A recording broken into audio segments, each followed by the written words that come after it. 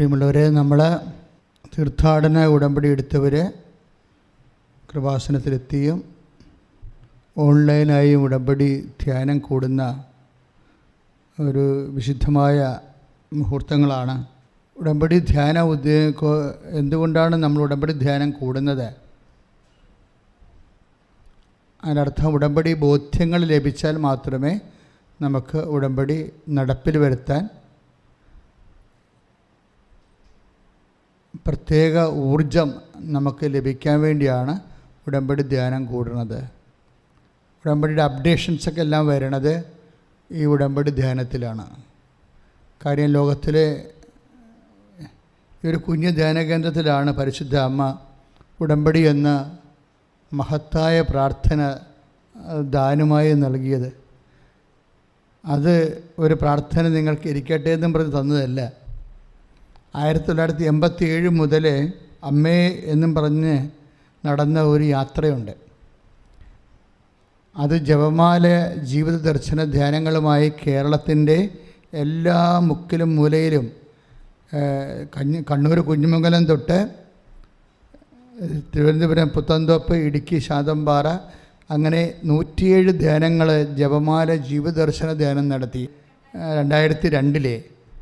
അതുക്ക് മുമ്പ് മരിയൻ വർഷമെന്നും പറഞ്ഞ് പരിശുദ്ധ ജോൺ പോൾ മാർപ്പാപ്പ മരിയൻ വർഷം പ്രഖ്യാപിച്ചു 1987. അത് സുവിശേഷ പ്രഘോഷണ ദശകത്തിൻ്റെ ഭാഗമായി 90 മുതൽ 2000 വരെയുള്ള മഹാജൂബിലിയോട് എൻ്റെ മധ്യസ്ഥ പ്രാർത്ഥനയ്ക്കാണ് മരിയൻ വർഷം സ്ഥാപിച്ചത്. അപ്പോൾ ഞാനൊരു ഇടവകയിലായിരുന്നു ജോലി ചെയ്തത്. കാട്ടൂരെന്ന് പറയുന്ന ആലപ്പുഴ കാട്ടൂർ. 1200 വീട്ടുകാർ അന്നുണ്ടായിരുന്നു. ഇന്ന് ഞാൻ ചെയ്ത ആ വർക്ക് അച്ഛന്മാർ ചെയ്യണത് 4 അച്ഛന്മാരാണ് അവിടെ ഉള്ളത്. ഇപ്പം അന്ന് ഞാൻ ഒറ്റയ്ക്ക് ഉണ്ടായിരുന്നുള്ളൂ. കാര്യം 1200 വീട് ഉണ്ട്. വലിയ ആ ഇടവക ഇപ്പം 3 ഇടവകയായി. അന്ന് ഈ വീടുകളിലെല്ലാം കയറി ഇറങ്ങിയിട്ടുണ്ട്. എന്തിനാണെന്നറിയാമോ? മാതാവിൻ്റെ തിരുസ്വരൂപം വഹിച്ചുകൊണ്ട് ഘോഷയാത്ര വരുന്നു, പ്രാർത്ഥനയാത്ര വരുന്നു, നിങ്ങൾ സ്വീകരിക്കണമെന്ന് പറയാൻ വേണ്ടി വീടാൻ തുടങ്ങി കയറി ഇറങ്ങി ജപമാല ചെല്ല്. 2.5 മാസത്തെ മിഷൻ വർക്കാണ്. അപ്പം മാതാവ് ഒരു ആഗസ്റ്റ് 11-ാം തീയതി വന്ന് രാത്രി മാതാവിൻ്റെ തിരുസ്വരൂപം കൊണ്ട് കൊച്ചിയിൽ നിന്ന് ആലപ്പുഴയ്ക്ക് വന്ന യാത്രയിൽ ഈ ഇടവക്കാർ മുഴുവനും മെഴുകുതിരിയും കത്തിച്ച് രാത്രി റോഡിൽ വരും 7000-ഓളം പേര്.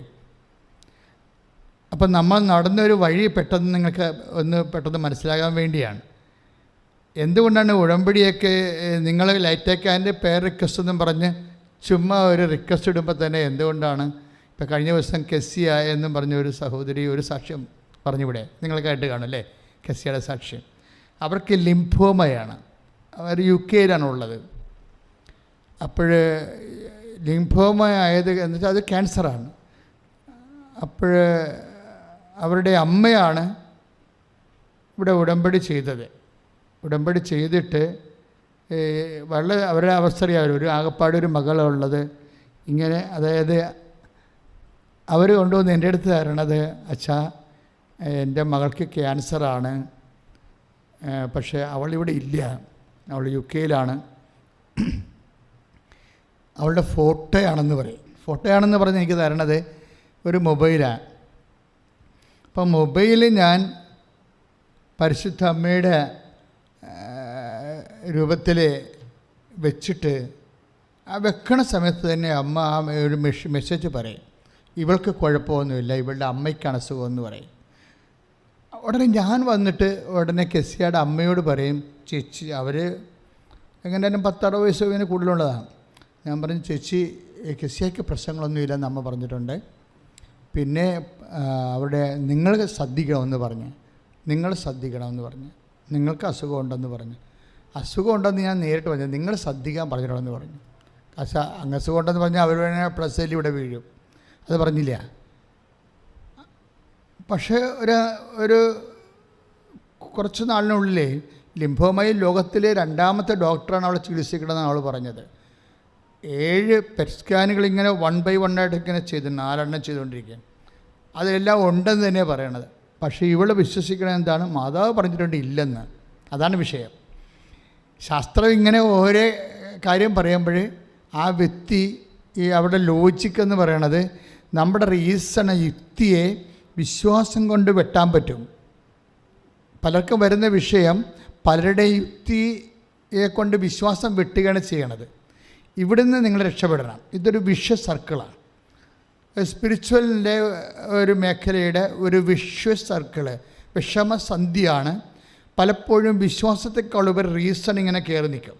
എന്നിട്ട് യുക്തി വിശ്വാസത്തെ വെട്ടിക്കൊണ്ടിരിക്കും. എന്നിട്ട് നിങ്ങളുടെ വിശ്വാസ ജീവിതം ഇങ്ങനെ മരിച്ചുകൊണ്ടിരിക്കുക. പക്ഷേ അതിന് പകരം തിരിച്ചു വരണം. ഈ വിശ്വാസം യുക്തിയേക്കാൾ ശക്തി പ്രാപിച്ചിട്ട് യുക്തിയെ വെട്ടിക്കൊണ്ടിരിക്കണം. ഇതിൽ വിശ്വാസം നിങ്ങളിൽ ശക്തി പ്രാപിച്ചുകൊണ്ടിരിക്കണം. എന്താ അങ്ങനെ പറയാൻ കാരണം വെച്ച് കഴിഞ്ഞാൽ, കഴിഞ്ഞ ദിവസങ്ങളിൽ ഒരു നേഴ്സിംഗ് പ്രൊഫസർ ഒരു സാക്ഷ്യം പറഞ്ഞിവിടെ. അവരുടെ സാക്ഷ്യം യൂട്യൂബിൽ കിടക്കുന്നുണ്ട്. അവരുടെ സാക്ഷ്യം, അവരുടെ കുഞ്ഞിനെ അബ്ഡോമനിൽ എന്തോ ഭയങ്കരമായ ആ രോഗത്തിൻ്റെ പേരെനിക്കറിയത്തില്ല, ഓട്ടോ ഇമ്മ്യൂൺ ഡിസീസാണ്. എന്നുവെച്ചാൽ നമ്മുടെ കോശങ്ങൾ തന്നെ കോശങ്ങളെ തിന്നുകൊണ്ടിരിക്കണം. ദാറ്റ് മീൻസ് കൊളാപ്സ് ആകും കൊച്ച്. അപ്പോൾ ഇവൾക്ക് ഈ അവളുടെ കുട്ടിക്ക് ഈ കോശങ്ങളെ ഇങ്ങനെ കൊളാപ്സ് ആയിക്കൊണ്ടിരിക്കുന്ന കാരണം കുടലെല്ലാം അജീർണം ബാധിച്ച് പിന്നെ കുഞ്ഞ് വെയിറ്റ് ലൂസ് ചെയ്ത് മരുന്ന് പിടിക്കണില്ല, ഭക്ഷണം പിടിക്കണില്ല, കുഞ്ഞ് മരിച്ചുകൊണ്ടിരിക്കുന്ന അവസ്ഥ. അപ്പോൾ എന്ത് ചെയ്യുകയാണെന്ന് വെച്ചാൽ, അവൾക്ക് നഴ്സിംഗ് പ്രൊഫസറായത് കാരണം അവൾ പറയണത്, അമ്മ അവളോട് പറയുന്നുണ്ട്, ഉടമ്പടി എടുത്ത് പ്രാർത്ഥിക്കുമ്പോളെ ലൈറ്റക് ആൻഡ് പേർ റിക്വസ്റ്റഡ് എന്നൊക്കെ പറയുമ്പോഴേ അവൾ ചിന്തിക്കണമെന്ന് വെച്ചാൽ അവൾ തന്നെ പറഞ്ഞു, ആ ലോജിക്ക് എനിക്ക് മനസ്സിലാകണില്ല. അവർ പറഞ്ഞ നഴ്സിംഗ് പ്രൊഫസർ പറയണത് ആ ലോജിക്ക് എനിക്ക് പിടികിട്ടില്ല, എൻ്റെ കുഞ്ഞ് മരിച്ചുകൊണ്ടിരിക്കുന്നത്, ദാറ്റ്സ് ഓക്കെ. പക്ഷേ ഈ ലൈറ്റക് ആൻഡ് ഞാനൊരു വേറെ ഭൂഖണ്ഡത്തിരുന്നുകൊണ്ട് ഇവിടെ ആലപ്പുഴ ഒരു മാതാവുണ്ട്, അവിടെ കൊണ്ടുവന്ന് ലൈറ്റക് ആൻഡ് പേർ റിക്വസ്റ്റ്മെൻറ്റ് കമ്പ്യൂട്ടറിൽ ഞാനൊരു ആപ്ലിക്കേഷൻ നടത്തിയാൽ എങ്ങനെയാണ് എൻ്റെ കുഞ്ഞ് സുഖപ്പെടുന്നത്? ഇങ്ങനെ അതാണ് അവൾ പറയണത്. അവൾ ഇവിടെ സാക്ഷ്യം, കുഞ്ഞിനെ കൊണ്ട് സാക്ഷ്യം പറയുമ്പോൾ അവൾ ആദ്യം പറഞ്ഞത്, നഴ്സിംഗ് പ്രൊഫസർ സാക്ഷ്യം പറഞ്ഞത്, ആ ലോജിക്ക് എനിക്ക് പിടികിട്ടണില്ല എന്നാണ്. ഞാൻ എന്ത് ചെയ്തു, എനിക്ക് പിടികിട്ടുന്ന ചില ലോജിക്കുകളുണ്ട്, ശാസ്ത്രം പറഞ്ഞു തന്നിട്ടുള്ള ലോജിക്കുകളുണ്ട്. അത് ഞാൻ ഗൂഗിൾ സെർച്ച് ചെയ്തിട്ട് ഞാൻ 1 by 1 ആയിട്ട് ഇങ്ങനെ ഒരു ഓട്ടോ ഇമ്മ്യൂൺ ഡിസീസ് ഇൻഡൈജഷനിൽ ഉണ്ടായിക്കഴിഞ്ഞാൽ ഞാൻ എന്താണ് ചെയ്യേണ്ടത്, ഡോക്ടേഴ്സ് എന്താ പ്രിസ്ക്രൈബ് ചെയ്യണത്, ഓരോ വെബ്സൈറ്റും ഞാൻ അന്വേഷിച്ചു എന്താ പ്രിസ്ക്രൈബ് ചെയ്യപ്പെടുന്നത്. അതിന് പറ്റുന്ന രീതിയിൽ ഞാൻ എൻ്റെ കുഞ്ഞിന് ആഹാരം ക്രമീകരിച്ചു, മരുന്നിനെ ക്രമീകരിച്ചു. പക്ഷേ നോ യൂസ്. 3 മാസം അങ്ങനെ ഞാൻ ഈ ഗൂഗിൾ സെർച്ച് ചെയ്ത് ഡോക്ടേഴ്സിൻ്റെ, ഞാൻ ചികിത്സിക്കുന്ന ഡോക്ടേഴ്സിൻ്റെ ഇൻസ്ട്രക്ഷൻ കിട്ടി പോയിട്ടും എൻ്റെ കുഞ്ഞിങ്ങനെ ഡൗണായി വന്നേക്കാൾ ഒരു മാർഗമൊന്നുമില്ല. അങ്ങനെ മാർഗ സമയത്താണ് ഞാൻ അമ്മയെ കൊണ്ട് ഉടമ്പടി ചെയ്യിക്കണത്.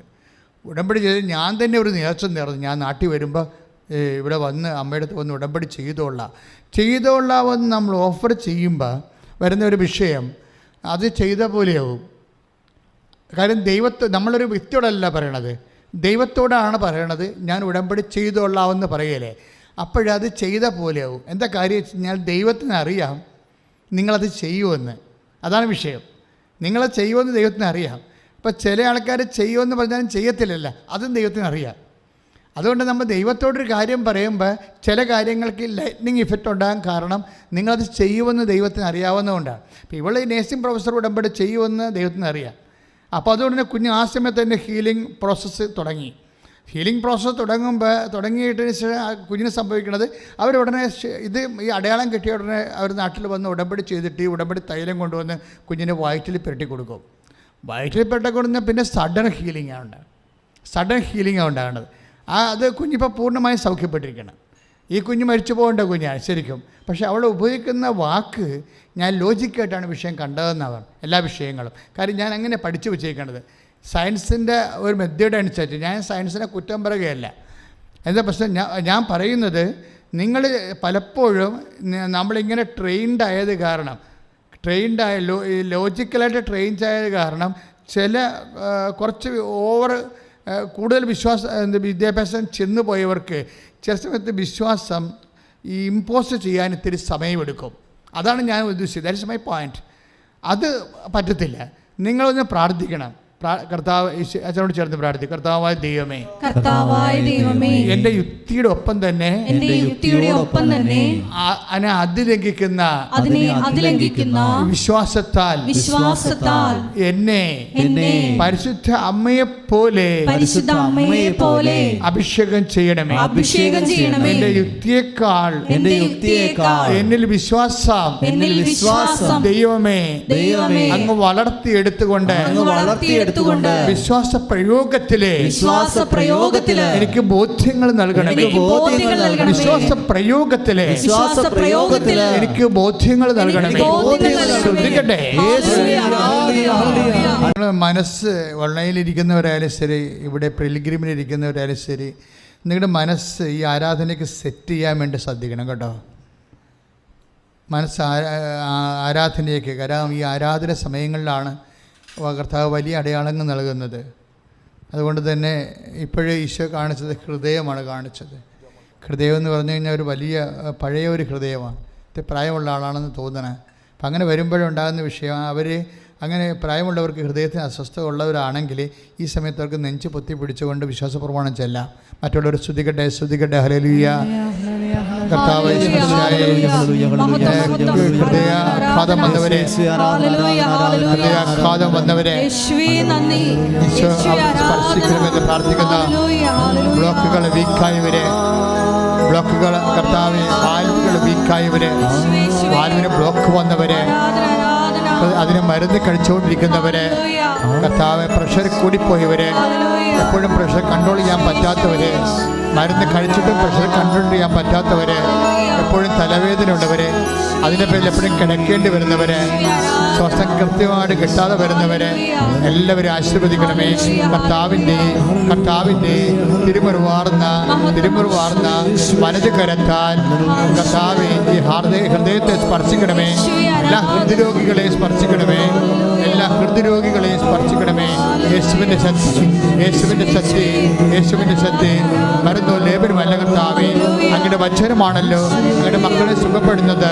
വചനത്തിൻ്റെ കരുത്താൽ, വചനത്തിൻ്റെ ശക്തിയാൽ ഹൃദയരോഗങ്ങൾ, വചനത്തിൻ്റെ കരുത്താൽ, വചനത്തിൻ്റെ ശക്തിയാൽ ഹൃദയരോഗങ്ങൾ യേശുനാമത്തിലെ ഇപ്പോൾ സൗഖ്യമാകട്ടെ, ഇപ്പോൾ സൗഖ്യമാകട്ടെ. ശ്രുതിക്കട്ടെ ശുദ്ധ പരമദിവ്യകാരുണ്യത്തിന്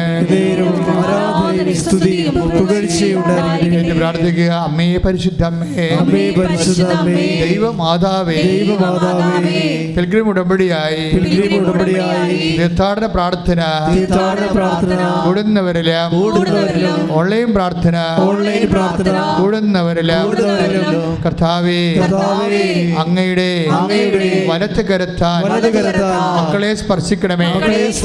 അവരുടെ ഭാരങ്ങളെ നീ ഏറ്റെടുക്കണമേ. കർത്താവിന്റെ ശക്തി, പ്രാർത്ഥിക്കുവാനുള്ള ശക്തി, വിശ്വസിക്കാനുള്ള ശക്തി, പാടുവാനുള്ള ശക്തി, പരിശുദ്ധാത്മാവിന്റെ ശക്തി, അത്യുന്നതന്റെ ശക്തി, ഇപ്പോഴാമസിക്കട്ടെ. പ്രിയമുള്ളവരെ, നമ്മൾ കെസിയയുടെ സാക്ഷ്യം കേട്ടുകൊണ്ടിരിക്കുകയാണ്. അപ്പോൾ കെസിയയുടെ ഹസ്ബൻഡ് കെസിയയോട് പറഞ്ഞു, നീ ഒരു പണി ചെയ്യ്, ലൈറ്റ് ക്യാൻഡിൽ പേർ റിക്വസ്റ്റ് ഇടാൻ പറഞ്ഞു. എന്തിനാണ്? ലാസ്റ്റ് ടെസ്റ്റ് വരുമ്പോൾ മാതാവ് കൃപാസനത്തിൽ നിൻ്റെ അമ്മയോട് പറഞ്ഞതുപോലെ, നമ്മുടെ അമ്മച്ചിയോട് പറഞ്ഞതുപോലെ, നിനക്കൊരു കുഴപ്പമുണ്ടാകത്തില്ല. അങ്ങനെയാണെങ്കിൽ 10 ദിവസത്തിനുള്ളിൽ ഇംഗ്ലണ്ടിൽ നിന്ന് കൃപാസനത്തിൽ വന്ന് സാക്ഷ്യം പറയാൻ നമുക്കിന്ന് തന്നെ വിമാന ടിക്കറ്റ് ഇടുക എന്ന് പറഞ്ഞു. അവരെ വിശ്വസിക്കുന്ന, അതായത് ഹൈപ്പോത്തസിസ് ആയിട്ട് നിൽക്കുന്ന വിഷയത്തിൽ നിന്ന് പെട്ടെന്ന് വിശ്വാസ റീസ്റ്റേബിളിലേക്ക് വരാൻ കണ്ടില്ലേ? ഈ ഒരു ചേഞ്ചിങ് ഉണ്ടാകണം. ഒക്കണേ കൊള്ളാന്നൊക്കെ പറഞ്ഞുകൊണ്ട് നമ്മളിങ്ങനെ ഇങ്ങനെ ഹൈപ്പോത്തസിസായിട്ട് നിൽക്കത്തില്ലേ? ഇതാണ് ഒരു വിശ്വാസത്തിൻ്റെ അപകട മേഖല. ഇവിടുന്ന് പെട്ടെന്ന് കെസിയയുടെ ഹസ്ബൻഡിനെ പോലെ നിങ്ങൾ ചേഞ്ച് ചെയ്യണം. എന്താ ചേഞ്ച് ചെയ്യണത്? ഇന്ന് നീ ലൈറ്റക്കാൻ്റെ പെരക്കസിഡ് ടെസ്റ്റിന് പോയിക്കോ. അമ്മ അവിടെ വെച്ച് നമ്മുടെ അമ്മച്ചിയോട് പറഞ്ഞതുപോലെ നീ ഇന്ന് സുഖപ്പെടും. അങ്ങനെ 10 ദിവസത്തിനുള്ളിൽ നീ കൃപാസനത്തിൽ പോയി സാക്ഷ്യം പറയാം. അതാണ് സംഭവിച്ചത്. അവരപ്പോൾ തന്നെ ലൈറ്റക്കാൻ്റെ പെരക്കസിഡ്, എന്താ റിക്വസ്റ്റ് ഇടാൻ കാര്യം? ലൈറ്റക്കാൻ്റെ പെരക്കസിൻ്റെ ഗുണമെന്ന് പറയുന്നത് നമ്മളൊരു 1.5 ലക്ഷം പേരെയാണ് ഒരു ജപമാല റാലിക്ക് പങ്കെടുക്കുന്നത്. കൃപാസനത്തിൻ്റെ ഒരു ജപമാല റാലിക്ക് ഒരു വർഷം പങ്കെടുക്കുന്നത് 1.5 ലക്ഷം പേരെ. ഇപ്പോൾ ഇനി ഒക്ടോബർ മാസമാകുമ്പോൾ തുടങ്ങും. ഒക്ടോബർ മാസം ഡേറ്റ് ഈ മാസം ഞാൻ ഈ ഒരു 3 ദിവസമായിട്ട് ജപമാല റാലിയെക്കുറിച്ച് അമ്മയോട് ചോദിച്ചുകൊണ്ടിരിക്കുകയാണ്. അപ്പോൾ ഡേറ്റ് കിട്ടിയാൽ ഉടനെ നമ്മളതിൽ അനൗൺസ് ചെയ്യും. അപ്പോൾ അന്ന് മുതൽ നിങ്ങൾക്ക് പ്രാർത്ഥിക്കാൻ, പ്രാർത്ഥന ഇവിടുന്ന് പറഞ്ഞു തരും, അത് നിങ്ങൾക്ക് ഒരുങ്ങാൻ വേണ്ടി പറ്റും. അപ്പം അങ്ങനെ 1.5 ലക്ഷം പേര് 22 കിലോമീറ്റർ ജപമാല റാലി നടത്തി കഴിയുമ്പോൾ എങ്ങനെയായാലും നമുക്ക് 1-2 കോടി ജപമാല വരും. ഈ ജപമാലയാണ് നമ്മുടെ ആസ്തി എന്ന് പറയുന്നത്. ഇങ്ങനെ 87 മുതലുണ്ട്. ഇപ്പം ആൾ കൂടുതലാണെന്നേ ഉള്ളൂ. അന്നൊന്നും ആൾ ഇത്രയില്ല. അന്ന് 800 ആളൊക്കെ ഉണ്ടായിരുന്നു. 2002 ജപമാല മാതാവിനെ ഇവിടെ പ്രതിഷ്ഠിച്ച ദിവസമാണ് ജപമാല റാലി തുടങ്ങിയത്. 2002 ഒരു ജപമാല റാലി കൊച്ചിയിൽ നിന്ന് നടത്തി ഇവിടം വരെ വന്നാണ് മാതാവിനെ ഇവിടെ വെളുപ്പിന് 2 മണിക്ക് പ്രതിഷ്ഠിക്കണം, നമ്മുടെ കവാടത്തിങ്കലെ. അന്ന് മുതൽ എല്ലാ ഒക്ടോബർ 25-ാം തീയതി ആകുമ്പോഴും ജപമാല റാലി നടത്തും. അന്ന് പോലെ നടത്തിയതുകൊണ്ട് ആ ജപമാലകളെല്ലാം പിന്നെ 10 കൊല്ലം കടലിൽ കൺവെൻഷൻ നടത്തി. 90 തൊട്ട് 2000 വരെ കടലിലെ വള്ളക്കാരെല്ലാം വിളിച്ച്, ബോട്ടുകാരെ വിളിച്ച് കടലിൽ കൺവെൻഷൻ. അപ്പോൾ അങ്ങനെ 10 കൊല്ലം നടത്തി. അതിനുവേണ്ടി 102 മധ്യസ്ഥ പ്രാർത്ഥന ഗ്രൂപ്പ് ഉണ്ടായിരുന്നു. ഇതിനുവേണ്ടി മാത്രം മധ്യസ്ഥ പ്രാർത്ഥന നടത്താനുള്ള 10 കൊല്ലത്തോളം അവർ മധ്യസ്ഥ പ്രാർത്ഥന നടത്തി. അത് നമ്മുടെ ആസ്തിയാണ്.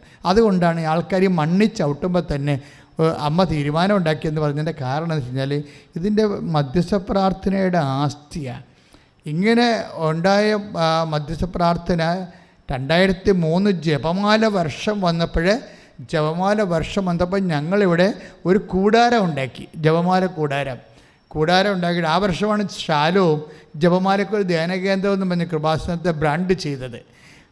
ഫ്രണ്ട് പേജിൽ തന്നെ ഒരു ആർട്ടിക്കിൾ ഇട്ട് സൺഡേ ഷാലോമിൽ കൃപാസനം ജപമാലക്കൊരു ധ്യാനകേന്ദ്രം. സത്യമായ കാര്യമാണത്. കാര്യം വെച്ച് കഴിഞ്ഞാൽ ഞാൻ ഈ മാർപ്പാപ്പ 4ാമത്തെ ദിവരഹസ്യം, പ്രകാശ ദിവരഹസ്യം ഉണ്ടാക്കുന്നതിന് മുമ്പ് ആലുവ സെമിനാരി ഞാൻ 2001 പോയിട്ട് അവിടുത്തെ ലൈബ്രറിയിൽ നിന്ന് മാതാവിൻ്റെ പടങ്ങളെല്ലാം എടുത്ത്, മാതാവിൻ്റെ ദിവരഹസ്യങ്ങളുടെ പടങ്ങളെല്ലാം പുസ്തകത്തിൽ നിന്ന് ഒരു ആലപ്പുഴയിൽ നിന്നൊരു ഫോട്ടോഗ്രാഫറിനെയും കൊണ്ട് ആലുവ സെമിനാരി ചെന്നിട്ട് അവിടുന്ന് ലൈബ്രറിയിൽ നിന്ന് മാതാവിൻ്റെ പടങ്ങളെല്ലാം എടുത്തു. എന്താണെന്ന് വെച്ച് കഴിഞ്ഞാൽ ആ ഫോട്ടോഗ്രാഫർ സ്ലൈഡ് ഫോട്ടോഗ്രാഫറാണ്. പണ്ടത്തെ സൈഡുണ്ടല്ലോ, ഇപ്പോൾ സൈഡൊന്നും ഇല്ല. അതിനൊരു പ്രൊജക്ടർ സംഘടിപ്പിച്ചിട്ടാണ് ഈ കേരളത്തിലെല്ലാം ജപമാല ധ്യാനം നടത്തിക്കൊണ്ടിരുന്നത്. ഓരോ ജപമാല ധ്യാനത്തിൻ്റെ രഹസ്യങ്ങൾ അനൗൺസ് ചെയ്യുമ്പോൾ അതിനെക്കുറിച്ച് ധ്യാനിപ്പിക്കുന്നതിന് മുമ്പ് പ്രൊജക്ടറിൽ സ്ക്രീനിൽ പ്ലേ ചെയ്യും. 2001 അപ്പോൾ ഇങ്ങനെ മാതാവിൻ്റെ കൂടെ നടക്കിയിരുന്നത്. അതിനുശേഷം അത് 2001-2002 2003 ആയപ്പോൾ ഇവിടെ മാതാവ് മാർപ്പാപ്പ ജപമാല വർഷം പ്രഖ്യാപിച്ച്. അതോടുകൂടി ഞങ്ങളിവിടെ ഒരു കൂടാരം ഉണ്ടാക്കിയിട്ട് 24 മണിക്കൂർ ജപമാല 365 ദിവസവും.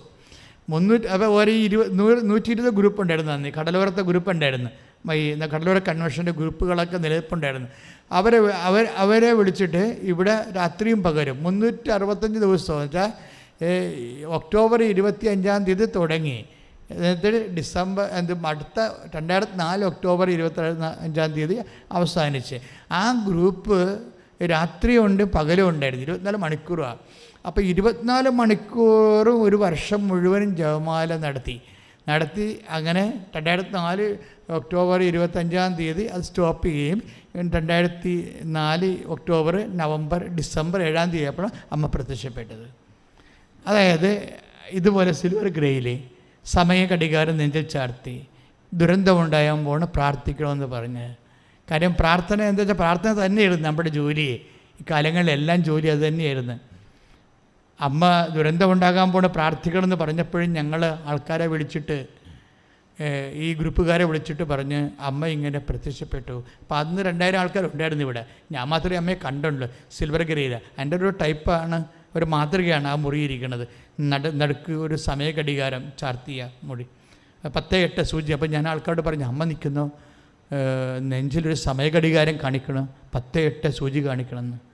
എന്ത് ദുരന്തം ഉണ്ടാകാൻ പോകണം, പ്രാർത്ഥിക്കണമെന്ന് പറയുന്നു. അമ്മ പറഞ്ഞില്ല സത്യം, പരിശുദ്ധാത്മാവ് എൻ്റെ മനസ്സിൽ തോന്നിച്ചതാണ് അത്. പക്ഷേ ഞങ്ങളത് സീരിയസ് ആയിട്ട് എടുത്ത് അന്ന് തന്നെ കമ്മിറ്റി കൂടി തീരുമാനിച്ചിട്ട് ഡിസംബർ 23-ാം തീയതി ഈ തിരികളെല്ലാം മേടി 120 തിരി വാങ്ങിച്ചു. പച്ചത്തിരികൾ, പച്ചത്തിരി എന്നല്ല മേടി, പച്ചത്തിരി പറഞ്ഞില്ലായിരുന്നു. പച്ചത്തിരി പറഞ്ഞില്ലായിരുന്നു, കിട്ടിയത് തിരി പച്ചയായി പോയതാ, മാർക്കറ്റിൽ നിന്ന് കിട്ടിയ തിരി പച്ചയായി പോയതാ. ആ പച്ചത്തിരിയാണ് കിട്ടിയത് നമുക്ക്. അതിവിടെ കൊണ്ടുവന്ന് വെഞ്ചരിച്ച ആൾക്കാർക്ക് കൊടുത്ത് അന്ന് എന്നിട്ട് പറഞ്ഞു, ഇത് എന്ത് ദുരന്തമുണ്ടാകാൻ പോലും നമുക്കറിയില്ല, നിങ്ങൾ പ്രാർത്ഥിക്കണം നമ്മൾ പറഞ്ഞിട്ടുണ്ട്, ഇതുകൊണ്ട് വെച്ച് പ്രാർത്ഥിക്കാൻ പറഞ്ഞു. ഇപ്പം കടലോരത്തെ ഗ്രൂപ്പ് കടലോരത്ത് തന്നെയാണ് പ്രാർത്ഥിച്ചത്. അങ്ങനെ ഡിസംബർ 24 പ്രാർത്ഥിച്ചു, 25 പ്രാർത്ഥിച്ചു, 26 പ്രാർത്ഥിച്ചപ്പോഴാണ് മുമ്പാണ് സുനാമി വരണത്. 26-ാം തീയതി സുനാമി വന്നു. അപ്പോൾ ഇതിങ്ങനെ. പക്ഷേ ഞാൻ ആ സുനാമി ക്യാമ്പിലെല്ലാം പോയി വർക്ക് ചെയ്യായിരുന്നു. ഞാനും സ്വന്തമായിട്ടൊരു ഇരിക്കണ അന്ന് ഫൊറോണ വികാരിയാണ്. ഫൊറോണ പള്ളിയിലൊരു ഗ്രൂപ്പ് ഉണ്ടാക്കി, ഒരു ക്യാമ്പ് ഉണ്ടാക്കി ആൾക്കാരെ അഭയാർത്ഥികളെ സ്വീകരിക്കാൻ. അപ്പോൾ ഞാൻ എൻ്റെ വർക്കിലേക്ക് നടന്ന് ഒരു 2-3 മാസം കൊണ്ട് സെറ്റ് ചെയ്ത്. ആ സെറ്റ് ചെയ്തപ്പോൾ ഞാൻ പിന്നെ അത് വിട്ടു. പക്ഷേ അതുകൊണ്ട് ഇടയ്ക്ക് എൻ്റെ അനുഭവങ്ങൾ ഞാൻ പറയും ആൾക്കാരോട്. മരിയൻ കൃപാഭിഷേക ധ്യാനമെന്നും പറഞ്ഞൊരു തപസ് ധ്യാനം ഉണ്ടായിരുന്നു ഇവിടെ. അതിന് ഞാൻ എൻ്റെ അനുഭവങ്ങൾ പറയും, മാതാവിനെക്കുറിച്ചുള്ള അനുഭവങ്ങൾ ഞാൻ ആൾക്കാരോട് പറയും. പക്ഷേ അത് അനുഭവങ്ങളെ പറയത്തുള്ളൂ, അല്ലാതെ മാതാവ് പ്രത്യക്ഷപ്പെട്ട് ഇന്നത്തെ പോലെ പ്രചരിപ്പിക്കൊന്നുമില്ല. ഇന്നിപ്പോൾ ഈ പ്രത്യക്ഷീകരണ പ്രാർത്ഥനയിലൂടെ എല്ലാവരും പ്രാർത്ഥിക്കുമ്പോൾ തന്നെ അത് ആൾക്കാർക്ക് അതിനുവേണ്ടിയുള്ള മാതാവിൻ്റെ പ്രത്യക്ഷീകരണത്തിന് വേണ്ടിയാണല്ലോ പ്രാർത്ഥിക്കുന്ന ആൾക്കാർ. അതിൻ്റെ സ്ഥിരീകരണത്തിന് വേണ്ടി സഭ അത് പഠിക്കാൻ വേണ്ടിയാണ് പ്രാർത്ഥിക്കുന്നത്. പക്ഷേ എന്താ പ്രശ്നം വെച്ച് കഴിഞ്ഞാൽ ഇപ്പോഴേ ഈ 2015 ആയപ്പോൾ ഞാനിത് പ്രചരിപ്പിക്കാഞ്ഞതിൻ്റെ പേരിൽ മാതാവിൻ്റെ ഒരു ഇടപെടലുണ്ടായി. ഇതിൻ്റെ ഇടയ്ക്ക് വേറൊരു മിഷൻ, കോസ്റ്റൽ മിഷനോ ഒരു കാർട്ട് നമ്മളുടെ ഒരു വേറൊരു മിഷൻ ഉണ്ടായിരുന്നു. സഭയുടെ സാംസ്കാരിക കലാപേതരങ്ങളെ പുനരുജ്ജീവിപ്പിക്കാൻ വേണ്ടി 8 കലകൾ 9 കലകൾ സഭയ്ക്കുണ്ട്. അതെല്ലാം മൺമറഞ്ഞ് പോയതാണ്. ആ ചവിട്ട് നാടകം, പുത്തമ്മാനം, അമ്മാനം, ദേവാസ്ത വിളിപ്പിച്ചപ്പാട്ട്, പരിചയമുട്ടുകളി, അങ്ങനെ കുറേ അണ്ണായി പാട്ടുകൾ, അങ്ങനെ കുറേ കലകൾ. ഇതിനെല്ലാം പുനരുജ്ജീവിപ്പിക്കാൻ വേണ്ടി ഒരു മിഷൻ അമ്മ തന്ന കാരണം ഞാൻ അതിൻ്റെ മിഷൻ്റെ പുറകെ ഉണ്ടാക്കി. അതിനൊരു എൻസൈക്ലോപ്പീഡിയ ഉണ്ടാക്കി. ആ എൻസൈക്ലോപ്പീഡിയ കേന്ദ്ര ഗവൺമെൻറ് സീനിയർ ഫെലോഷിപ്പ് എനിക്ക് തന്നു, കേരള സാഹിത്യ അക്കാദമി അവാർഡ് തന്നു. വലിയ ബുക്കായിരുന്നത്. അതിനാണ് ഇൻ്റർനാഷണൽ തമിഴ് യൂണിവേഴ്സിറ്റി എനിക്ക് ഡോക്ടറേറ്റ് തന്നത്. അതിൻ്റെ കൂടെ നടന്ന വർക്കാണ്. ഈ ഡോക്ടറേറ്റ് വാങ്ങിയ മധുരയിൽ ചെന്നപ്പോഴാണ് ഞാൻ പെട്ടെന്ന് ഞെട്ടിപ്പോയത്. കാര്യം വെച്ചാൽ ഇവിടം വരെ ഇങ്ങനെ ഈ എയർ ലിഫ്റ്റ് ചെയ്യണ പോലെ നമ്മൾ പോണത്. മാതാവുമായിട്ട് നിന്ന് കഴിഞ്ഞാൽ നമ്മൾ എങ്ങനെ ലിഫ്റ്റ് ചെയ്യുമെന്ന് നമുക്കറിയത്തില്ല. ഇന്ന് ഉടമ്പടിയിലൂടെ അനേക ആൾക്കാർ സംഭവിക്കണ ഇതാണ്, എയർ ലിഫ്റ്റാണ് സംഭവിക്കണത്. പൊക്കിക്കൊണ്ട് പോകും, നമ്മൾ വിചാരിക്കാത്ത സ്ഥലത്തേക്ക് പൊക്കിക്കൊണ്ട്. അത് ദൈവമായിട്ട് നടക്കുമ്പോൾ ഉണ്ടാകുന്നൊരു വിഷയമാണ്. ഈ ചിലർ പറയണില്ലേ എംബസി ബ്ലോക്കായി കളഞ്ഞാ, പക്ഷേ ഞാൻ സെക്കൻഡുകൾക്കുള്ളിൽ അമ്മ അവിടെ ഒന്ന് തുറന്ന്. എങ്ങനെ വിഷയം കമ്പ്യൂട്ടർ ബ്ലോക്കായാലും എവിടെയെല്ലാം ആളെത്തും, ഓൺ ദി സ്പോട്ടിലെത്തും. ഉടമ്പടി ഇത്രയും പവറായിട്ട് ലോഞ്ച് ചെയ്യണം കാര്യം ഇതിൻ്റെ അകത്തെല്ലാം വന്നിരിക്കുന്നതിൻ്റെ പിന്നിലുള്ള ഒരു പ്രാർത്ഥനാ ജീവിതമുണ്ട്. എന്നുവെച്ചാൽ കലർപ്പില്ലാത്ത, നമ്മൾക്ക് നഷ്ടങ്ങൾ മാത്രമുള്ള, ഭൗതിക നഷ്ടങ്ങൾ മാത്രമുള്ള ഒരു പ്രാർത്ഥനാ ജീവിതം. പ്രാർത്ഥനാ ജീവിതം എപ്പോഴും നമുക്ക് ഭൗതിക നേട്ടങ്ങളല്ല മനുഷ്യനുണ്ടാക്കുന്നത്. കൃപാസനത്തിന് ഭൗതിക നഷ്ടങ്ങളാണ് ഉണ്ടായിരിക്കുന്നത്, എല്ലാ രീതിയിലും ഉണ്ടാകണം. നമ്മളുടെ പ്രാർത്ഥനാ ജീവിതം, ഞാനിത് പഠിച്ചത്, നമുക്ക് നഷ്ടങ്ങൾ വരുത്തുന്ന പ്രാർത്ഥനാ ജീവിതം നിങ്ങൾ ചുണ്ണാമ്പ് തൊട്ട് വെക്കണം. അത് നാളെ കാലങ്ങളിൽ നിങ്ങളെ എയർ ലിഫ്റ്റ് ചെയ്യും, പൊക്കിയെടുത്തുകൊണ്ട് പോകും. കാര്യം എന്താണ്? അത് ദൈവം പിടിക്കണ സംഭവമാണ്. നമുക്ക് നേട്ടങ്ങൾ ഉണ്ടാക്കുന്ന പ്രാർത്ഥനാ ജീവിതം അല്ലെങ്കിൽ നിങ്ങളുടെ കേട്ട പ്രാർത്ഥനയെക്കാളും വലുതാണ് കേൾക്കാത്ത പ്രാർത്ഥന. അതെപ്പോഴും ഓർത്തിരിക്കണം. അത് കേട്ട പ്രാർത്ഥന ആ വിഷയത്തെ കേട്ടില്ല എന്ന് വിചാരിച്ചുകൊണ്ട് നിങ്ങൾ ദൈവത്തോട് തർക്കത്തിന് പോകരുത്. ആ വിഷയത്തിലേക്ക് ഞാൻ തിരിച്ചു വരാം. കാര്യം തർക്കിക്കാതിരിക്കുന്നത് പോലും ഒരു മരിയൻ മിഷൻ്റെ ഭാഗമാണ്. പറഞ്ഞ മനസ്സിലായില്ലേ? ഇപ്പം നമ്മൾ വിശുദ്ധ ലൂക്കായുടെ സുവിശേഷം 2:19 2:51 എന്താ പറയണത്? അമ്മ തർക്കിച്ചില്ലെന്നാണ് പറയണത്. അമ്മ തർക്കിച്ചില്ല. ഒരു വിഷയം നിങ്ങൾക്ക് കിട്ടേണ്ടതാണ്, പക്ഷെ നിങ്ങൾക്ക് കിട്ടിയില്ല.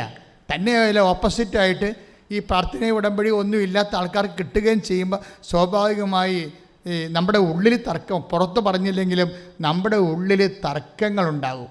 അത് യേശു ചോദിക്കും, നിങ്ങളുടെ ഉള്ളിൽ തർക്കങ്ങൾ ഉയരണത് എന്തുകൊണ്ട്? ഈ ചോദ്യം യേശു ചോദിച്ച ഒരു ചോദ്യമാണ്.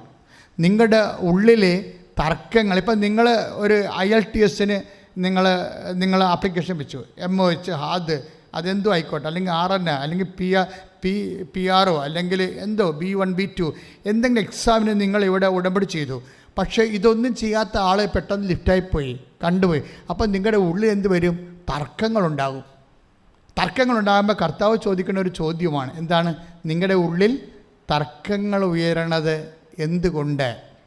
കാര്യം തർക്കമെന്ന് പറയണത് എപ്പോഴും വരുന്നത് ഈ ഒരു വിശ്വാസത്തിന് എതിരായ ഒരു സംഭവമാണ്. വിശ്വാസത്തിന് എതിരായ ഒരു സംഭവമാണ്. കാര്യം എന്ന് വെച്ച് കഴിഞ്ഞാൽ തർക്കം വരാൻ കാര്യം കമ്പാരിസൺ വരുന്നത് കൊണ്ടാണ്. മനസ്സിലായില്ലേ? നിങ്ങളിപ്പോൾ തർക്കം വരുമ്പോൾ ഇപ്പോൾ നിങ്ങൾ വിവാഹം കഴിക്കാൻ വേണ്ടി ഒരു ജീവിത പങ്കാളിക്ക് വേണ്ടി അമ്മയോട് ഉടമ്പടി ചെയ്തിരിക്കുകയാണ്. കഴിഞ്ഞ ദിവസങ്ങളിൽ ഒരു 13 വർഷം മക്കളില്ലാത്ത ഒരാൾ വന്ന് ഇവിടെ ഉടമ്പടി ചെയ്തായിരുന്നു. അയാൾ ഒരു വർഷം മുമ്പ് ഉടമ്പടി ചെയ്തതാണ്. 13 വർഷയുടെ മക്കളില്ല. അപ്പോൾ ഉടമ്പടി ചെയ്ത് കഴിയുമ്പോൾ ആ 2 മക്കളെ ഒരുമിച്ച് കൊടുത്തു. അപ്പം അതിന് ആ 2 കുഞ്ഞുങ്ങളെയും പിടിച്ചുകൊണ്ട് ഈ മനുഷ്യനിവിടെ നിന്ന് പറഞ്ഞത് വാക്ക്, ഞാൻ 13 വർഷം മക്കളില്ലാതെ അലഞ്ഞ്, അപ്പോൾ എനിക്ക് മനസ്സിലായി ഇനി ഉടമ്പടി മാത്രമേ മാർഗമുള്ളൂ. അപ്പം ഞാനും വൈഫും കൂടി വന്ന് മാതാവിൻ്റെ അടുക്ക ഉടമ്പടി ഒപ്പുവെച്ചു. ഉടമ്പടി മാതാവിൻ്റെ അടുത്ത് ഒപ്പുവെച്ചെന്ന് അദ്ദേഹം പറഞ്ഞത്. പക്ഷേ ഉടമ്പടി ഒപ്പുവെക്കുന്നത് ഈശോയുമായിട്ടാണ്. പക്ഷെ അദ്ദേഹത്തിൻ്റെ അറിവിന് അദ്ദേഹം പറഞ്ഞു ഞാൻ മാതാവുമായിട്ട് ഉടമ്പടി ഒപ്പുവെച്ചെന്നാണ് പറഞ്ഞത്. അപ്പം അദ്ദേഹം അത് സീരിയസ് ആയിട്ട് ചെയ്തിരിക്കുന്നത്, അല്ല ഉടമ്പടി ചെയ്തെന്നല്ല പറയണത്. അദ്ദേഹം പറഞ്ഞു ഞാൻ 13 വർഷം മക്കളില്ലാതെ അലഞ്ഞു, അപ്പോൾ ഞാൻ വന്നു മാതാവുമായിട്ട് ഞങ്ങൾ ഉടമ്പടി ഒപ്പുവെച്ചു. അത് കേൾക്കുമ്പോൾ തന്നെ നമുക്കൊരു കോരിത്തെരിപ്പ് വരും. കാര്യം എന്താണ്? അയാളത് സീരിയസ് ആയിട്ടാണ് ചെയ്തിരിക്കുന്നത്. ഒരു ദൈവം, അതായത് ഉടമ്പടി എന്ന് പറയുന്നത് കൊണ്ടാണ് ഇത് കരാറെന്ന് പറഞ്ഞാൽ പോരെ? അത് കരാറല്ലേ നമ്മൾ ചെയ്യണത്. പക്ഷേ മനുഷ്യനുമായിട്ടുള്ള കാര്യങ്ങൾക്കാണ് കരാറ്. ബൈബിളിൽ ഒരു കക്ഷി ദൈവവും ഒരു കക്ഷി മനുഷ്യനും ഒരു കക്ഷി ദൈവമാകുമ്പോൾ ബൈബിൾ വിളിക്കുന്ന പേരാണ് ഉടമ്പടി എന്ന്. അപ്പോൾ നമ്മൾ കൃപാസനത്തിൽ ചെയ്യണത് ഉടമ്പടിയാണ്. അയാളാണ് അതാ പറയണത്, ഞാൻ അമ്മയുമായിട്ട് ഉടമ്പടി വെച്ചു. അപ്പോഴേ വിതിൻ നോ ടൈം 2 കുഞ്ഞുങ്ങൾ അമ്മ തന്നു. കാര്യം എന്താ? ദൈവം ഈ വാഗ്ദാനങ്ങളെ ഉടമ്പടി നിലനിൽക്കണം എന്തിലാണ്? ഉടമ്പടി ഒരു പുതിയ പ്രാർത്ഥന അല്ല. ഉടമ്പടിയേ ഉള്ളല്ലോ ആദ്യകാലം മുതൽ എബ്രഹാത്തിനോട് ചെയ്ത സംഭവമാണിത്. ഉടമ്പടി എബ്രഹാത്തിനോട് ചെയ്ത് മോസസിനോട് ചെയ്തു. എബ്രഹാത്തിനോട് ദൈവം ഉടമ്പടി ചെയ്യണ വാക്കാലാണ്, അല്ലേ? വാക്കാൽ പാട്ടം എന്ന് പറഞ്ഞ പോലെ വാക്കാൽ ഉടമ്പടി. അത് മോസസിൻ്റെ കാലം വരുമ്പോൾ എഴുതി കൊടുക്കും, റിട്ടൺ ഉടമ്പടിയാകും. അപ്പോൾ വാമൊഴിയായിട്ടുണ്ടായിരുന്നത് വരമൊഴിയായിട്ട് മാറും ഉടമ്പടി. യേശുവിൻ്റെ കാലം വരുമ്പോൾ അതൊരു ഡൂയിങ് ആയിട്ട് മാറും. ഉടമ്പടി തന്നെയാണ് യേശുവിൻ്റെ കാലം. യേശുവിന് ഉടമ്പടി തന്നെയാണ് ഈശോ ചെയ്യണത്, അല്ല വേറെ ഒന്നും ചെയ്തില്ല. എന്താ ഈശോ പറഞ്ഞത്? ഒരു പുതിയ ഉടമ്പടി എന്ന് പറയും. പഴയ ഉടമ്പടി നിലനിർത്തിക്കേണ്ടത് പൗലോസ് അപ്പോസ്തലൻ പറയും, ഞാൻ പഴയത് റദ്ദ് ചെയ്തിട്ടില്ലെന്ന് പറയും. എന്നിട്ട് പുതിയ ഒരു ഉടമ്പടി ചെയ്യും. അത് ഉടമ്പടി, അത് എഴുത്തല്ല, ചെയ്ത്താണ്. ഇങ്ങനെ ഉടമ്പടി വരണത്. ഉടമ്പടി ആദ്യം വാക്കാൽ വരും. എബ്രഹാത്തിനോട് വാക്കാലാണ് പറയണത്. മോസസിനോട് 10 പ്രമാണങ്ങൾ എഴുതി കൊടുത്തിട്ടുണ്ട്. പറയും, നീ ഭൂമിയിൽ ദീർഘകാലം ജീവിക്കണം, അതാണ് ഞാൻ ആഗ്രഹിക്കുന്നത്.